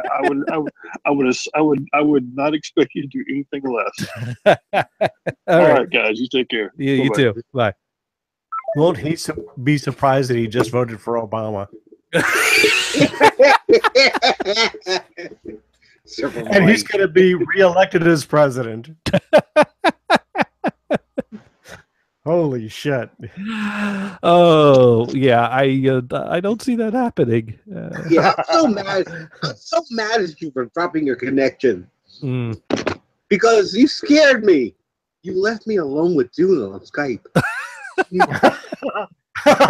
Yeah, see, I couldn't even hear you guys on Skype. Yeah, we left That's the Brian best alone part. with an audience that he didn't even know he still had. Which is, I don't know how to figure out how that happened because your screen had locked.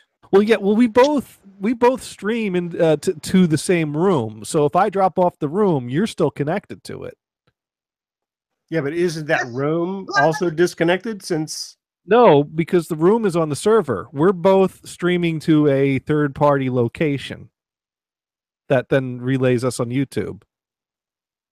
You don't. No, I get that, but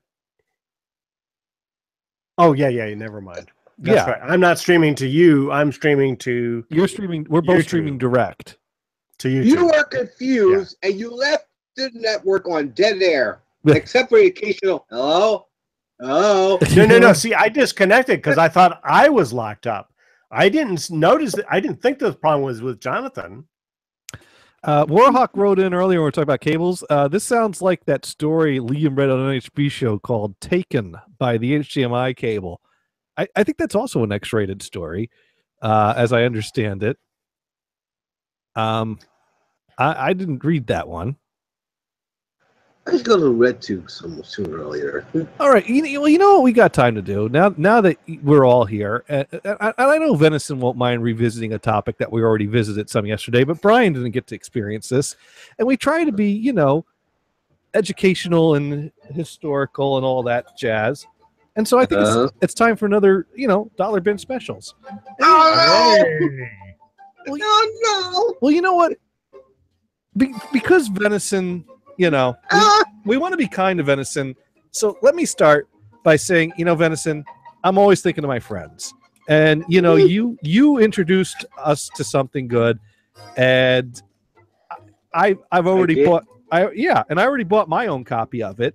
But I found another copy of this great song. And I thought to myself, I have one, but Gothard doesn't have one yet. So it's only $1. So I bought a gift for Gothard.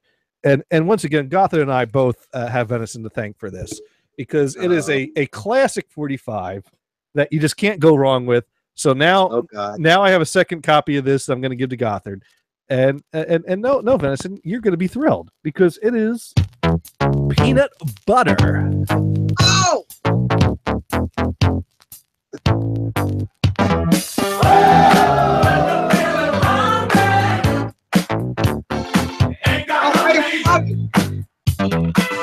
There you go, peanut butter between the meat. And I've got my jar of peanut butter right here. Exactly.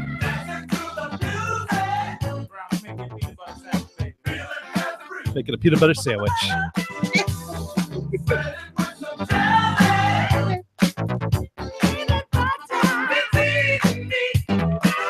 There you go. So I had to buy an extra copy of that to give Gothard a copy. So now we both have. That sounds great. We both have a copy of peanut butter. Now, somebody related to that. I saw on one of these other, digital sub channels, Fox Staff 4. What the hell was it called? I can remember right now. But they did this version of Jack and the Beanstalk, which I never saw before. And it's newer one.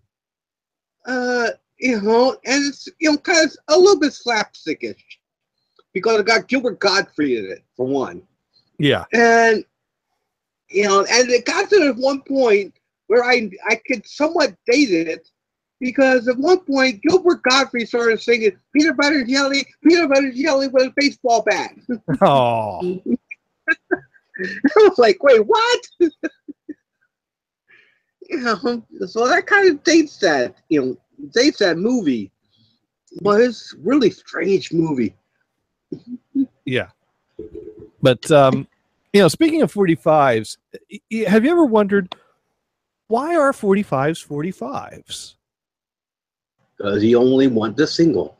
Right, no, but I mean, growing up, there were two types of records. You had the big record that spins at 33 that has a small hole, and you got the small record that spins at 45 with a big hole, and the single and the right and thingy. And how did we come with two different ways of doing the same thing? I mean, why don't they all spin at the same speed? Why don't they all have the same size hole?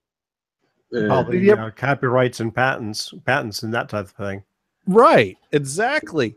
And I got into this. Supposedly, as a 45, the supposedly sounds better. Well, there is something to that, because the faster a record spins, the more detailed the groove is. And if you're going for the big single number, you want that in the best quality. Well, that's not what it was, actually. Now, at the time, if we go way back into the 40s, the 78 RPM was the standard. And, I mean, that technology had come a ways. They'd gone from acoustic recording to orthophonic recording, electric recordings, and coming up with, electric players with tube amplifiers. And, Fidelity had come a long way. And Columbia, maybe 78, but the recording equipment wasn't that good. Well, I don't know. I mean, looking back now, certainly technology has evolved, but I think back then they were doing what they could do with what they had. That's it. You said it right there. They were doing what they could do. Well, I mean, heck, I think, what is it? Isn't the studio at Sun Records still in existence? It's the one microphone in that one room, and people still use that if they want to get that sound. And mixing is basically based on where you place people in the room around the one microphone. But you have better equipment, to give you full fidelity. But the better equipment isn't going to give you that same sound of that era, of that time. And that sound has its own unique qualities that can be appreciated for what it is. Is it better? I mean, certainly you could say technology is better, but if you like the sound of what you got with the older technology, heck, you like this. You heard, were mostly, things like 96K CDs. Okay. Well, the point is that Columbia and RCA were the two big competing record companies of the day, and they were both working on the next thing. And Columbia had developed the LP, and they developed the LP that was micro groove, 12-inch, and spins at 33 1/3 RPM. And they decided, let's try not to have a format war. And so they invited the executives from RCA over to have a meeting with them and sit down and demonstrate the LP to them, and made a deal to cut them in on this under their terms. And RCA said, well, we'll think about it. And RCA went out, and within the next week, they launched the 45 as their format. And I mean, it's interesting to look at the two different mindsets of how to launch a new format. Columbia said, well, we have 12-inch discs that hold this much music at 78 RPM. If we make a new format that holds more grooves and spins slower, we can hold more music on one disc. Whereas RCA came up with, if we can, squeeze the smaller grooves, spin at a slower speed, we can make the disc smaller. And it was really, the 45 and the LP were launched as two separate competing formats, whereas RCA was sticking with the song per side model. And, instead of putting out a book of 78s, you put out like a box that's like the size of a reel-to-reel tape that held 45s in it. And, we talked about this in the past, how the RCA 45s came in different colors based on the genre, whereas Columbia was putting out the LPs. And, and eventually black color or black, right? Right. And eventually RCA adopted the LP, and Columbia adopted the 45 for a single. And the 45 was made with the larger hole for jukeboxes. And so that's how we came up with, by the time we come into the picture, they're just, different versions of the same format, but that's not how they were launched. And so the consequences, despite them both being used by the same companies for two different purposes, they continued to be manufactured to different specifications with different size discs, different size holes, and different speeds. And you had to make players that would be able to play both of those speeds. So it's kind of interesting, the consequence of business decisions that were made at the start that results with you having these. Now, did they encode stereo the same way? Stereo was always, as far as I know, the two different sides of the groove. I don't know at what point stereo was adopted by what labels, but I'm pretty sure it was all done the same. Now, I do think it was said to me in a class that when the different formats were launched, that they were launched with different RIAA curves. And so sometimes if you played one company's record on a different company's turntable, the sound would be off because the curve was different. And I don't know. NAB and 3 others. Do you fix that with an equalizer or something? Well, nowadays, as a player, I mean, if you had an equalizer back then, that's how you'd fix the issue. I don't think an equalizer was a common piece of equipment back then. No, let's pretend like you went to the future and took one back. Oh, of course. Yeah, you could fix that. Yeah. In the 60s, we had to deal with what they gave us. But exactly. But the reason I tell the story is here's something I was not aware of. Columbia did develop the LP, and we're putting out 12-inch LPs for classical, 10-inch LPs for popular music. But a question that people often might ask themselves or others is, how come 45s are 45s? Why don't they just put singles out on a smaller disc that spins at the same speed with the same size hole? Well, you know what? At the time that Columbia was doing their thing, that's exactly what they did. And I found one of these in the dollar box. This is This is from 1950. What? This is from the era where Columbia was releasing LPs and 78s at the same time. You could buy this on a 78, or you could buy this on. This is called an LP on this paper cover, but it's a single, and it spins at 33 1/3. So it's a single LP. Right, it's a single LP because it's micro groove, and it's non-breakable, and it's got the original paper sleeve still. And I mean, you see the style of the label; it looks like the type of label that you'd see on a 78, but it's a little cute little 7-inch record that plays at 33 1/3 from 1950 when with a small hole. Yeah, like I looked for this on eBay to see if I could find another one of these to see what they sell for. I can't find this version of it on eBay, but I found the 10-inch 78 of this on eBay. So you could buy this if you didn't buy a new player and you still were, had something that played 78s, you could still buy the 78. Or if you got a new fangled player, you could buy this. So yeah, Columbia was releasing their singles as a 33 1/3 7-inch disc with a small hole. Everybody likes a small hole. Yeah. It makes and you don't need the plastic insert. See, so it's better. So we'll check out what's on. I bought it strictly because it's like I'd like to have one of those. Good night, sweetheart, till we meet tomorrow. And that's enough of that. Yeah, really. It looks cool though. A second there, I thought I was in an elevator. So is that cool or what? Or the department store. That is cool. I love that it still has the original paper sleeve, and it just looks like this old-timey thing in a newer type of format. So is your wireless record player still work? Of course. Just checking, Yeah. Who knows when that's going to crap out? No, it's been going strong for over 100 years now. So exactly. But speaking of old technology, remember when library materials came with a little card like this? Isn't it great when you find dollar bin records that come from a library collection? And it has the library cards still with it. Yeah, this was checked out. That is cool. This was checked out twice in 1986. Holy mackerel. And when you have the option to do is take it to the library and say, "Hey, was this returned?" Yeah. Well, it's a college. It's from a college, a music library of a college in Vermont.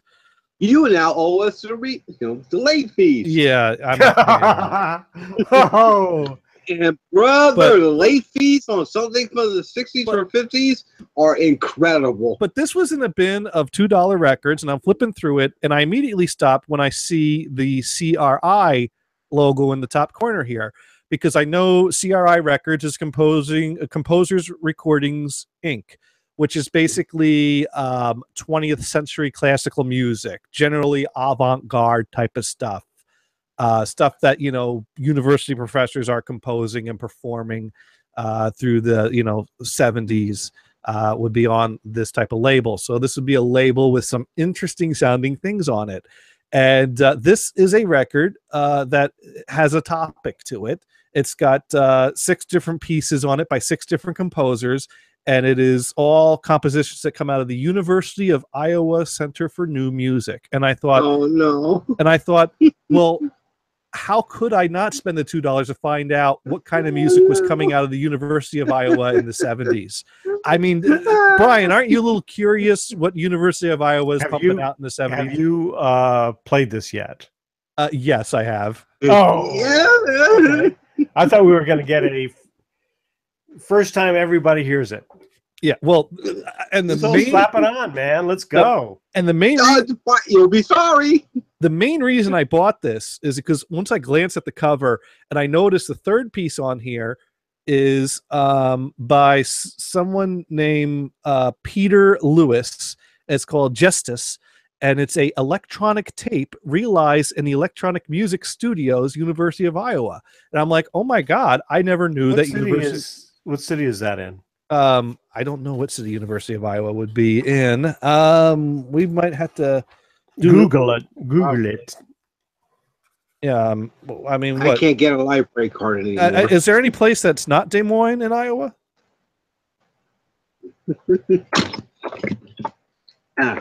Oh, that's a good call. All right, we're going to Google University of Iowa. Why? Do you want me to send a copy of this to a certain Iowa friend that we have? Yeah.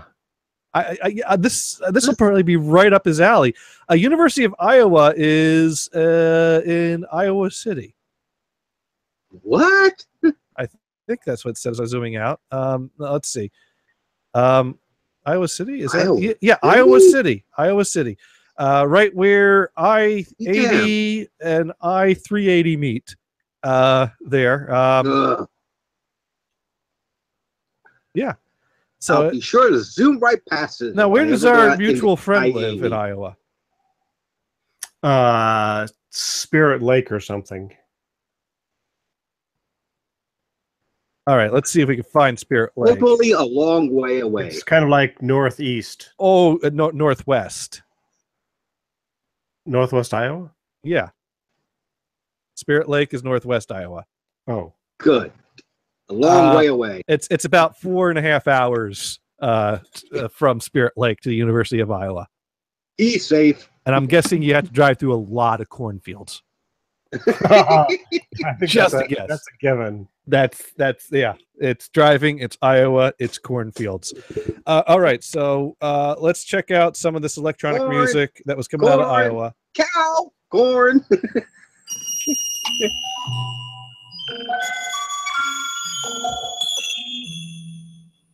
I warned you.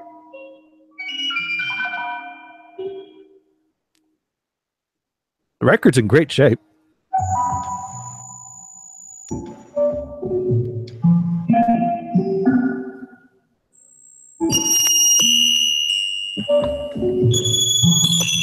Yeah, no, it really demonstrates the frequency range of the medium, you know?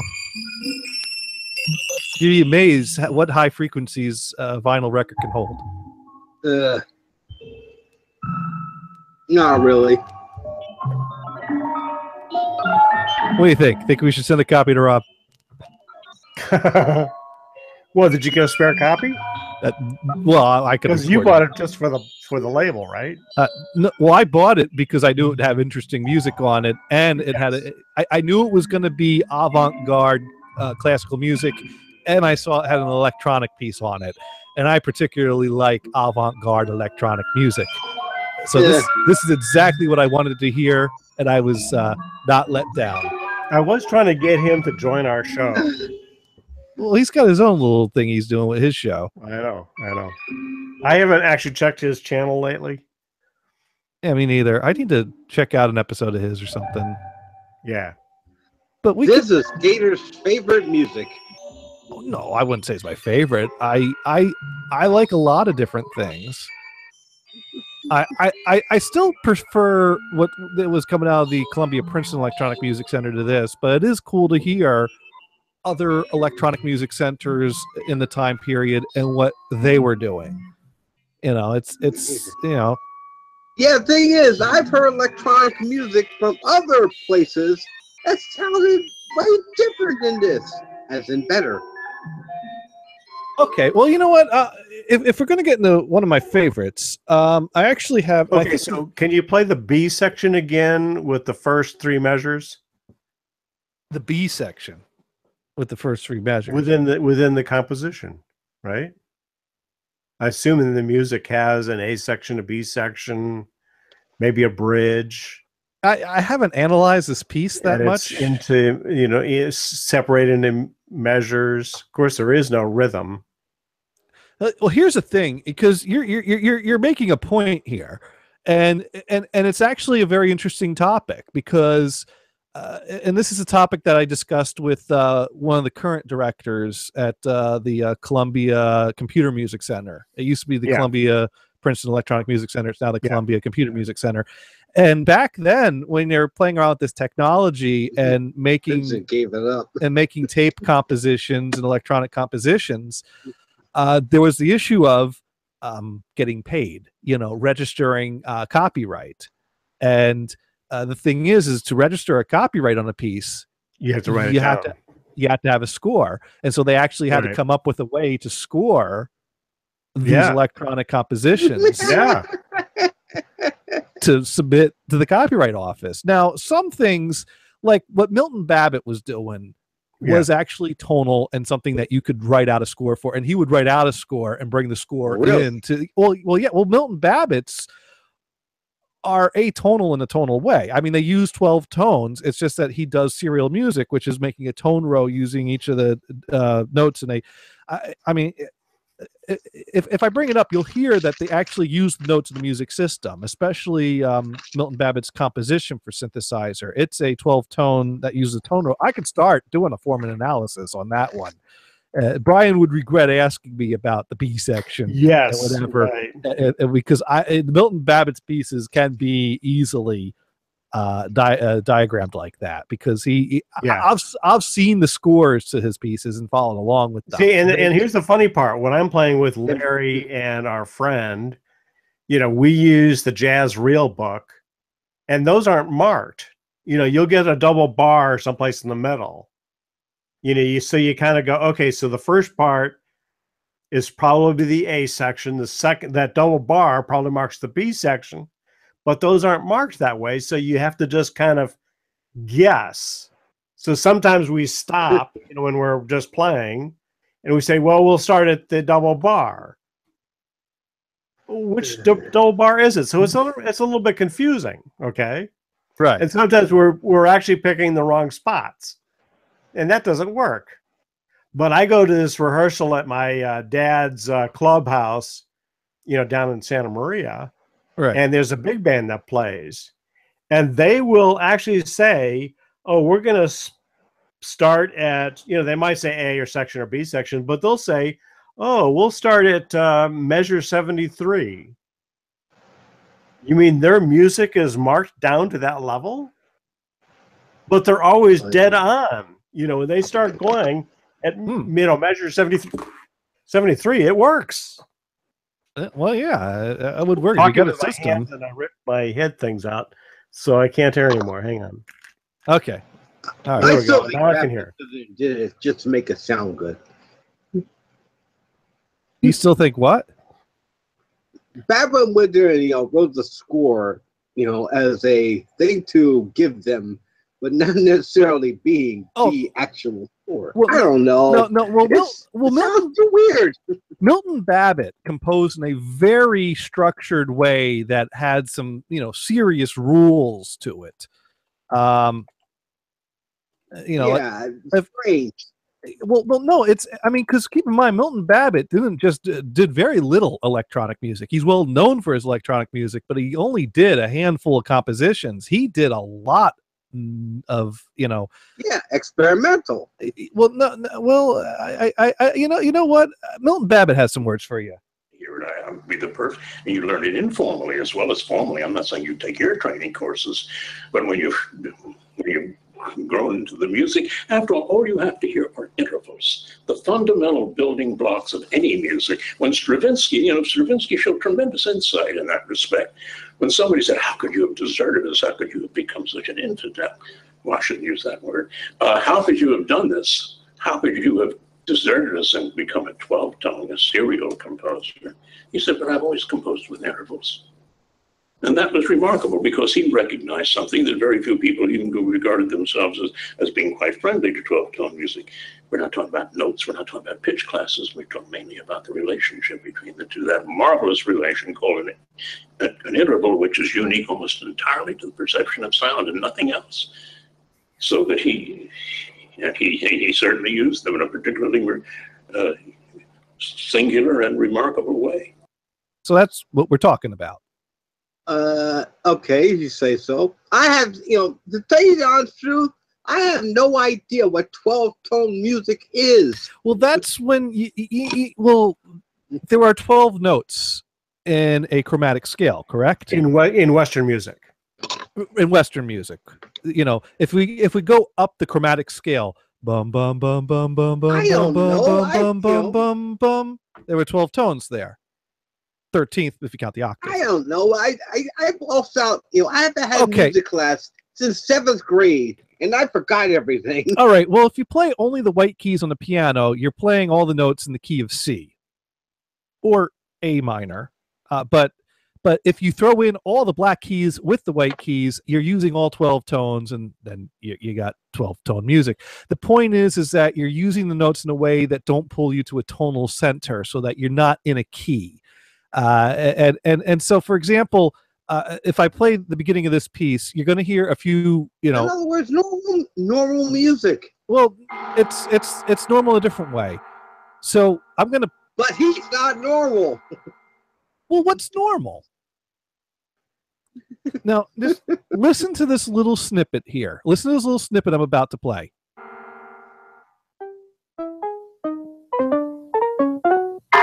You heard that? The bum bum bum bum bada bum bum bum. Yeah. That was 12 notes, and those are all the 12 notes within an octave, played in such a way that it did not establish a tonal center or a key.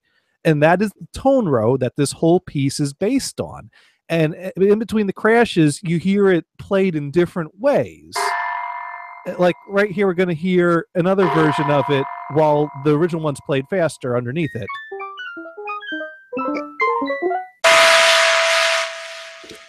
And but it doesn't sound pleasing. Well, does everything sound pleasing? And that's up to interpretation. Music? It's not pleasing to you, but that doesn't mean it's wrong. No, and I go one step further. It's not necessarily pleasing at all. There's tons of music out there that has actually been very popular that's not pleasing. Tangerine Dream. What the listener wants. Pleasing. They're electronic, and they've gone back as far as 1968, and they don't sound anything like it. Well, Tangerine Dream, their first album, Meditations, did kind of sound like that. It was horrible.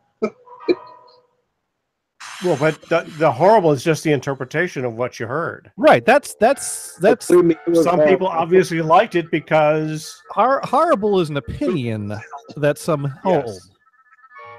Yes. But I mean, here right now, he's evolving something with these notes here. And it's based off of that tone row that he started with. But there's not a tonal center, and that's what you're used to hearing. You're used to hearing there being a tonal center that it's revolving around, but there's no center to these tones. They relate to each other in a different way. And it sounds like something you would use in a B sci-fi movie. And you know what? B sci-fi movies need soundtracks. Usually bad. But anyways, but certainly the point is that this piece is easily scored. And this piece was scored. And I've seen the score of it. And then you got pieces like Philomel that definitely had to be scored because that was a soprano singing along to the synthesizer. So you had to have the soprano part. Yeah, I'll play some of that to give you an idea because that was a very groundbreaking piece because he also demonstrated the ability that you could run audio through the synthesizer. So the synthesizer actually has some of the vocalist's voice run through it and processed, and there's a part to be sung live to it. And so Philomel can be performed live to the tape. And I actually attended a live performance of this about 2 years ago now, I guess. And it was quite thrilling. See, right now this is tape. The voice you hear on there is part of the voice processed through the synthesizer. And this is actually a video on YouTube right now that has someone singing it live on YouTube. And I think she's going to start singing. Yeah, the E's are her.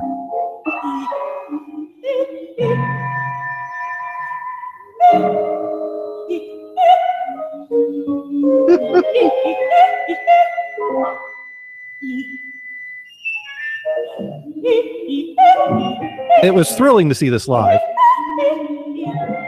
because this is a 4-channel tape, so it surrounds you, all the electronic sounds, and flies around the room. He did do it because it was fly. That got me interested in it. That brought it to my attention. But I kept listening because I liked it. Yeah, because you like this tonal stuff.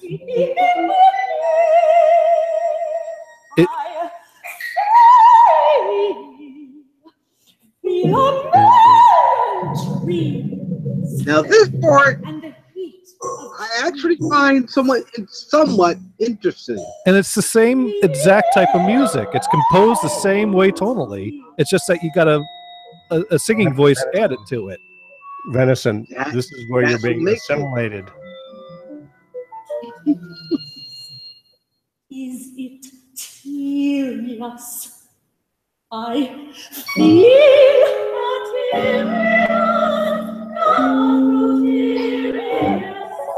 Hush. Oh, wait. I can do it.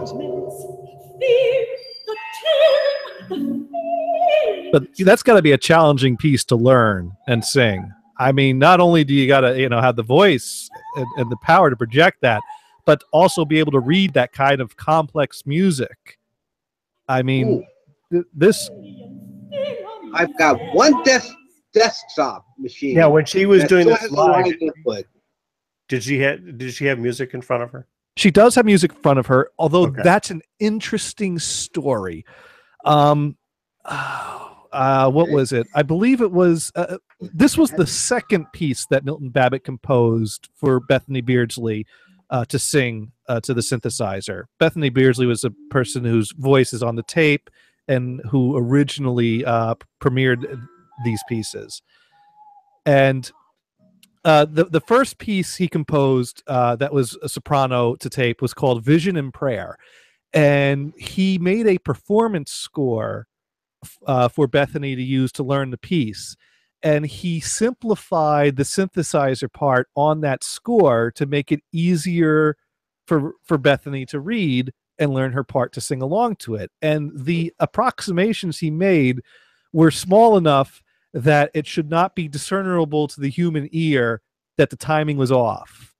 And Bethany came to him and said, there's something wrong. This score doesn't work to the tape. And sure enough, she was detecting the differences. And that made it a struggle for her to learn that piece. And so the next time when he did Philomel, at her request, he mapped the score out precisely, and she was able to learn that piece much easier. And I think that one she memorized, but Vision and Prayer, she always had to use the music because it was. Yeah, and interesting. Yeah, and he's like, that was supposed to be something that is beyond the capability of the human ear, but I saw that, that's right. A fascinating story there. Yeah. Okay, I got, like I said, I got this desktop that still has a line input, so I'm going to grab a cassette deck, I hope, and I got some pieces by somebody called Todd Semigan and two others, which at the time I was into electronic music, and I'm trying to find as many artists as I could.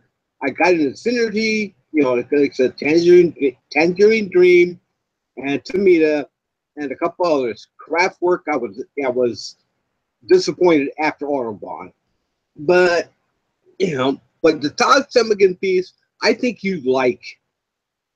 I didn't like it very much because it sounded pretty much like this, but I think you would enjoy it. I'll have to check that out. Yeah, I'd like that very much. Yeah, and also one other piece that I did, was kind of weird. That's also kind of like experimental tracks. It was weird sounding in itself, but it was usable, and I did. What I call wailing, depression wailing to it. And it sounded cool, but I can't find it. Oh, that's too bad. Well, I know you like the Ilhan Mimroglu piece that builds up to a bunch of nightmarish screaming sounds. You did take a liking to that one. What the heck? But you know what? We might as well end on something that I think can be appreciated. And this was something I picked up, a record set that had a lot of different things. This is on Folkways Records, which is a label that's dedicated to preserving historically significant music of a time period. Typically, it was like field recording, folk music type of stuff, but they also did stuff that was not necessarily in that, but was still deemed worthy of documentation. And this is a 2-record set called Electronic Music from the Outside In. And this is a piece by a guy by the name of Barton McLean that is called The Sorcerer Revisited. And it was something that, I guess, as he was fiddling around with his synthesizer and made a patch, he kind of stumbled onto a groove that reminded him of The Sorcerer's Apprentice and kind of expanded on that idea. And this was released when? 1980. Now, I don't know when the piece was composed, but the record was put out in 1980. Right. The piece could have been around for years before then.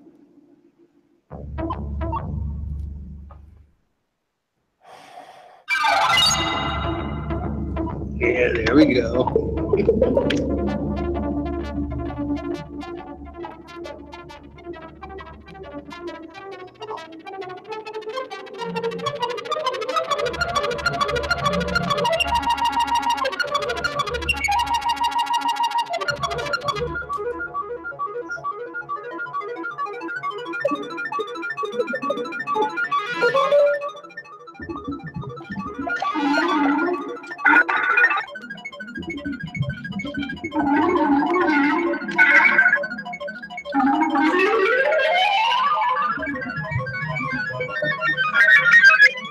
I think Vincent's looking us back.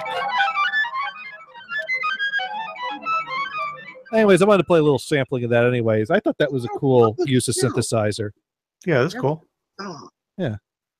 So it gives you an idea. I mean, you could do stuff that sounds more traditional tonality. Wasn't there a PBS science thing that used some of that kind of stuff?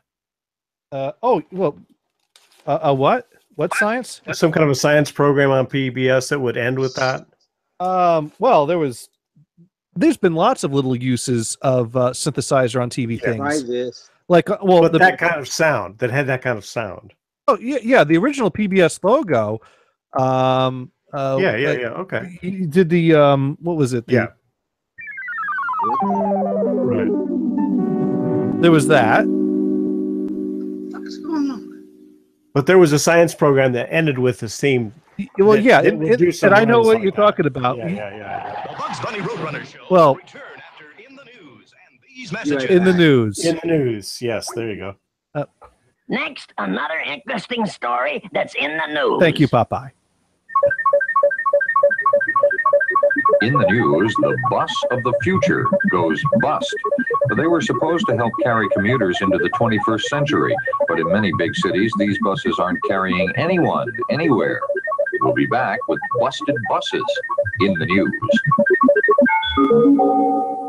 Sponsored by Post Honey. Yeah, that was. Cool. Yeah, see, this stuff surrounds us, and we don't think about it. Well, you know, And then- all these reality shows, they throw on some soundtracks, Right. you know, with little bits. You know, I've been watching various episodes of the Life Below Zero. Mm. And the main theme song, even though it's very short, it's really cool. And sometimes things like that can get expanded if there's popularity. Like, you know, the Friends theme song had to be re-recorded as a full song when it started getting popularity. So sometimes something's composed as a little throwaway snippet, and then if it gets recognition, then you can, you know, build off of that.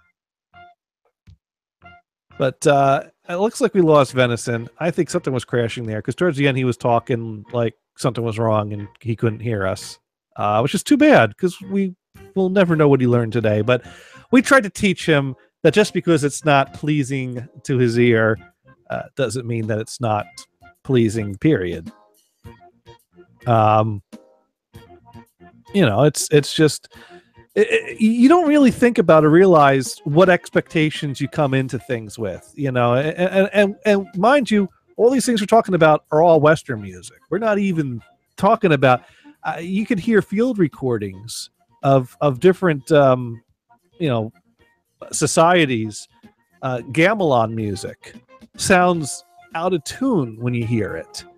Right. And you go, gee, that's, you know, they don't tune their instruments and so it sounds out of tune. No, those instruments were tuned very precisely and are meant to sound exactly as you hear it. And it's not a random cacophony. They are playing something specific that they can repeat for you, and that is, you know, fine-tuned to sound like that. They're just using different tunings to how we're using. Right, and so to us, it's different intervals. Right. It's all about intervals. Yeah. Well, like blues music, the way we play it, you know, you've got a blues scale. Yeah, blues scale is different. That's not really, doesn't really fit the model. Right. So that's why you have to bend the guitar strings to make it sound right. Right? Yeah. You know, on certain notes. On certain notes. Well, yeah, I mean, because the thing is that different, there's all theories on, you know, like A is 440, 440A, and different tuning schemes back in the days. The frequencies in an octave do not break up perfectly. So when you tune a piano to be perfectly in tune, there are really notes that are out of tune with themselves. And they don't sound right. Well, it sounds right. It sounds right, but that's because you spread the difference evenly among the whole key. There were some sounding right. Do I sound different? You always sound different. I'm not quite sure what galaxy you come from, but they do sound quite different. Yeah, you're something went off. Yeah, so my sound cut out. I couldn't hear anything, and he started breaking up like crazy. So I went out and got, opened up the package from a $3.99 headset that I found at some discount store and plugged that in. Well, there you go. But it's still working strange as far as the sound's concerned. I have no idea why it's doing that. Yeah, well, hopefully we'll figure that out during the week. But just to kind of wrap up this topic of tunings, I never learned the details about alternate tunings, but it was mentioned in music history class. At times, instruments were tuned differently, and sometimes they were tuned to sound beautiful in certain keys. And then if you modulate it into a less commonly used key, it would sound way off. And so like nowadays, you tune the piano to be evenly off throughout the octave and it sounds fine. But yeah, if you get into playing an instrument where you like a brass instrument, you can lip things to sharpen or flatten the note, or you can bend the string on the guitar, you can mess with that tune a little bit. And I remember, like with the French horn, what are those keys to again? Well, the valves lengthen the tube, but you could with your lip bend the note. I mean, if completely you right, right, exactly. And there was an exercise. And I don't know, right? You play the French horn. And there was an exercise I actually played on the French horn once because I had this I went to some kind of event. Too? What's that? You did too? What? Did you get stuck? Did you get stuck with it in school like I did? I chose the French horn. So you did the French horn also, Venison? Yeah, unfortunately for a year. Yeah, in my senior, that might have been junior and senior in high school. I did French horn. No, I did in 7th grade. I think it sounded cool. So we're 3 horn players. It wasn't a French horn players. Now you had a double French horn, right? I started on a single, and I mostly played double. Yeah, my school only had singles, so that's all I played. I stuck with it through high school and college. So right. When I got to high school, I got a double horn. Yeah, because when you majored in music, you had to pick an instrument, so you picked the French horn, which is what I knew. I mean, that was my instrument. Wow. But heck, you know what? I got a recording of me playing French horn somewhere around here. It ain't no saxophone. No, it's not no, because that's woodwind. That's completely different. That's what I wanted to play, but they didn't have one. My parents wouldn't buy me one. Wasn't saxophone the first hybrid? Because it's a woodwind made out of metal. What's that? Well, no, but it counts as a woodwind because woodwinds have to do with the different keys and vibrating the reed. Heck, flute is considered woodwind, even though when's the last time we saw a flute made of wood? But right. But I was trying to make a joke. Well, yeah, and you failed. Yes. Truth hurts sometimes. But I do have a hybrid, so you know. You do have a hybrid. Okay, you have a. I'll give you that. Oh! So here's this story. Okay. I went to the marina, just to kind of hang out a little bit before I went to go see my buddy in the hospital. Right? All right. And so while I was there, and I was driving my wife's hybrid, while I was there, I was parked close to this other guy that says, "Hey, I need to jump start my car." And I go, I really felt bad about it because of this other story. Right. I says, "Hey, this is a hybrid. Quite frankly, I didn't even know where the battery is." And I don't know if I can do it, right? Right. But this harkens back to a story where I was in his shoes. I was living in this apartment in Connecticut, and I needed a jump start. So I saw my neighbor out at the parking lot, and I says, "Could you jump on and start the car? Could you help me jump on my car?" But he was a fucking asshole, and he said no because his car, one of these new electronic cars. This is in the late 70s. Right. So he was the asshole, and I felt bad because I remembered there was this fucking asshole that didn't do it for me. But you know what I'm saying? But now you understand that he didn't know if he could or how. But because he was an asshole, though. He was an asshole. On other issues, he was an asshole. Okay. It's like, hey, he's the guy that lived across the hall that would never even say hello. I see. An asshole. Right? Yeah. That guy. Yeah. So this is a little horn ensemble I was in high school. And I love that as the background from my talking. Yeah. Yep. Not meaning to talk over it. This was a little horn ensemble. This is what happens when you get like 5 or 6 horns all together in the same place, and someone's got a tape recorder running in his pocket. So school band is school band. Thank you, Sebastian, for running tape that night. Was there beer involved? No, this is high school. Oh. So if there was beer involved, you couldn't admit it. And they were obligated to clap. Yeah, I was about to say obligated. Okay, that might not have been the best. But if I played other things I played in, it would be the whole band. That was the one thing that I had that was all horns. I mean, anyways, well, we did play Geometrics number 4 by Martin Mailman, which was my introduction to 20th century music.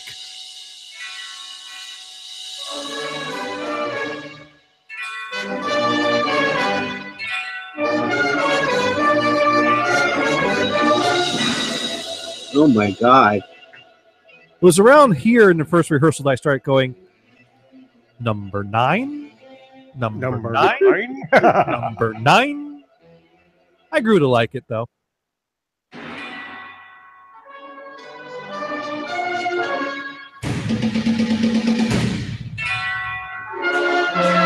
It's in 5, 2, 3, 4, 5. 1, 2, 3, 4, 5. 1, 2, 5. 1, 2, 3, 4, 5. 1, 2, 3, 4, 5.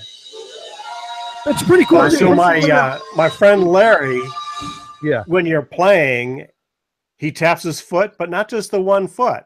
He taps, left, right, left, right, left, right. The cool thing is that the one is always the left foot. Oh, well, that makes sense. And he made a comment that he hates like it was done regularly, like it was 4 or done 5 time, or 5 time, because that throws you off, or 3/4 time. He hates odd numbered times. Yeah, because it throws it off. I said, so just do it this way. So you go do what? Like I say, if it's 3/4, 1, 2, 1. Yeah, 1, 2, 1, 1, 2, 1, 1. Or left, right, right, left, right, right. That's a better way to say it. Yeah, that's how I would do but it. He didn't buy my suggestion. He just he wants to alternate, and he wants one to be on the left foot. Right. And is there a version of this that's done by normal people? What, Geometrics number 4? Yeah. Actually, yes, there is, because Martin Mailman was dead by the time I started trying to look him up, but his son Matthew Mailman sent me 3 CDs filled with his dad's music, which included Geometrics number 4. And in quad? No. Oh. I was lucky to get 3 CDs of yeah, but I'd have to find it. And I think I ripped it somewhere, but I don't think I actually labeled the file. So it's like track4.wave on a backup of an old desktop. So that is going to be a little tricky to find because it's not quite as bad as Dune's desktop. But so we have no proof if it's better sounding. Well, let's see what I have on these. Let's see. My name is Andrew Steve Brzezinski. Well, this isn't it. I'm at Treasure Coast. I'm sucking on a piece of candy right now at Treasure Coast Forensic Treatment Center. And I'm wondering why I was abused so much in Hillsborough County. I never was taught anything about abuse in life. That was a voicemail from the help desk line at Tharco one day. Okay. Jesus. Cheerful person. Let's see. Nope. That's Commodore 64 Burger Time. That's also not Geometrics. Man, I think I lost that. I'll have to dig out the CDR because I don't know for the life of me where I could have saved that to at this point. Next selection. So the first time I really listened to the song Little Wing, that was written by Hendrix, I was actually listening to Stevie Ray Vaughan. Oh, here that's it is. kind of what I got into. I see. And then, of course, you got to go find the Hendrix version, right, to play it. Oh, okay, so their guys are different. That's really cool. And I was just listening on XM radio. That's right. Cream did it on Disraeli Gears. Well, yeah. I'd completely forgotten about it. I hadn't listened to that in years. It's like, holy shit. I think I've come full circle now. And they did it very different. Oh, yeah.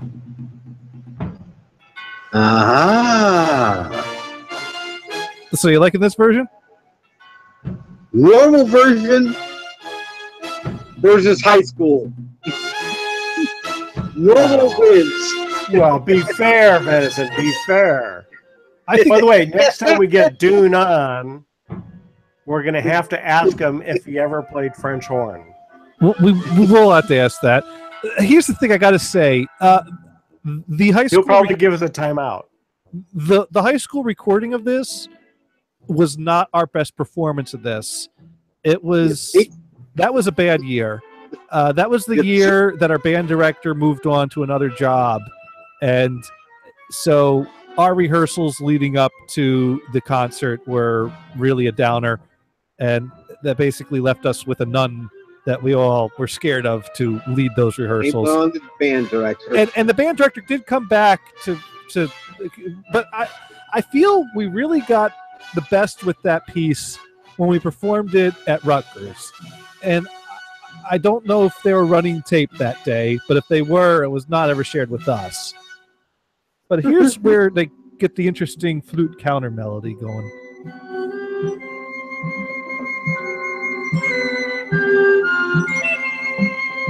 Sounds slightly like Zappa.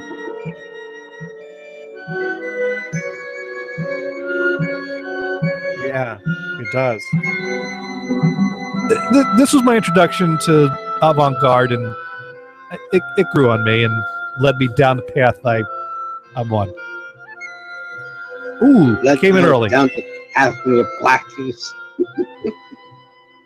Yeah, this is why you're not making music making money in the music industry, right? Yeah. Sure. Damn. It has nothing to do with watching the music industry self-implode on itself as I completed college. Right. But yeah, anyways. Metallica. So, anyways, what have we all learned this week? Because I've learned that we all play French horn, and we need to get together and do a frippery or something. No, we don't. That would blow my mind. Hey, yes. Heck, I got a spare horn one of you can borrow. One of you's got to come up with your own. Because I do own two horns. Well, next time you're in Jersey, you can bring it to Venison, right? Well, yeah. There you go. And I'll try to find one. There you go. Here we go. And I'll lock the door. Yeah. And he'll put it behind your car, and you'll drive your car over it. Like there's the episode of MASH where what's the name? Winchester has a French horn. Yeah. And they drive a Jeep over it. I like how sneaky this part starts to sound.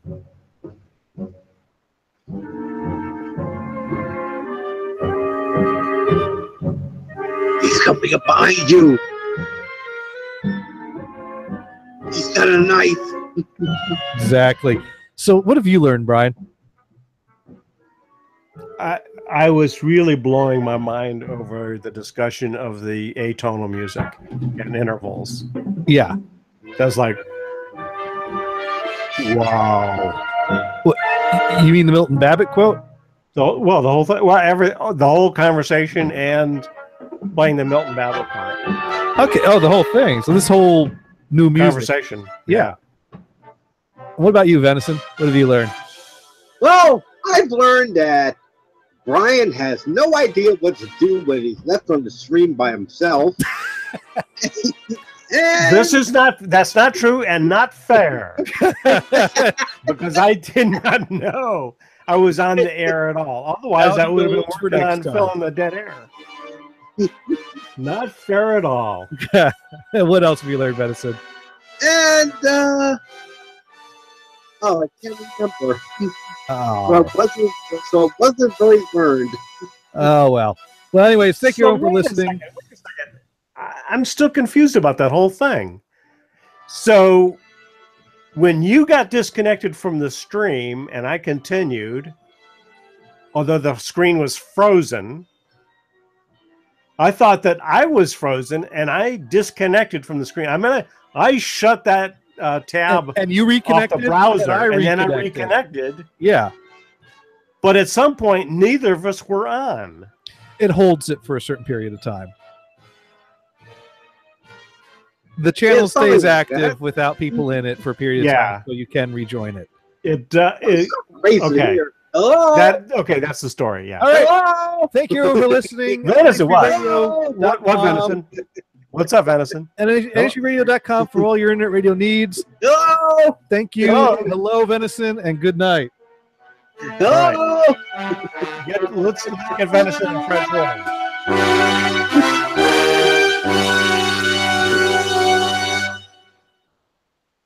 Never.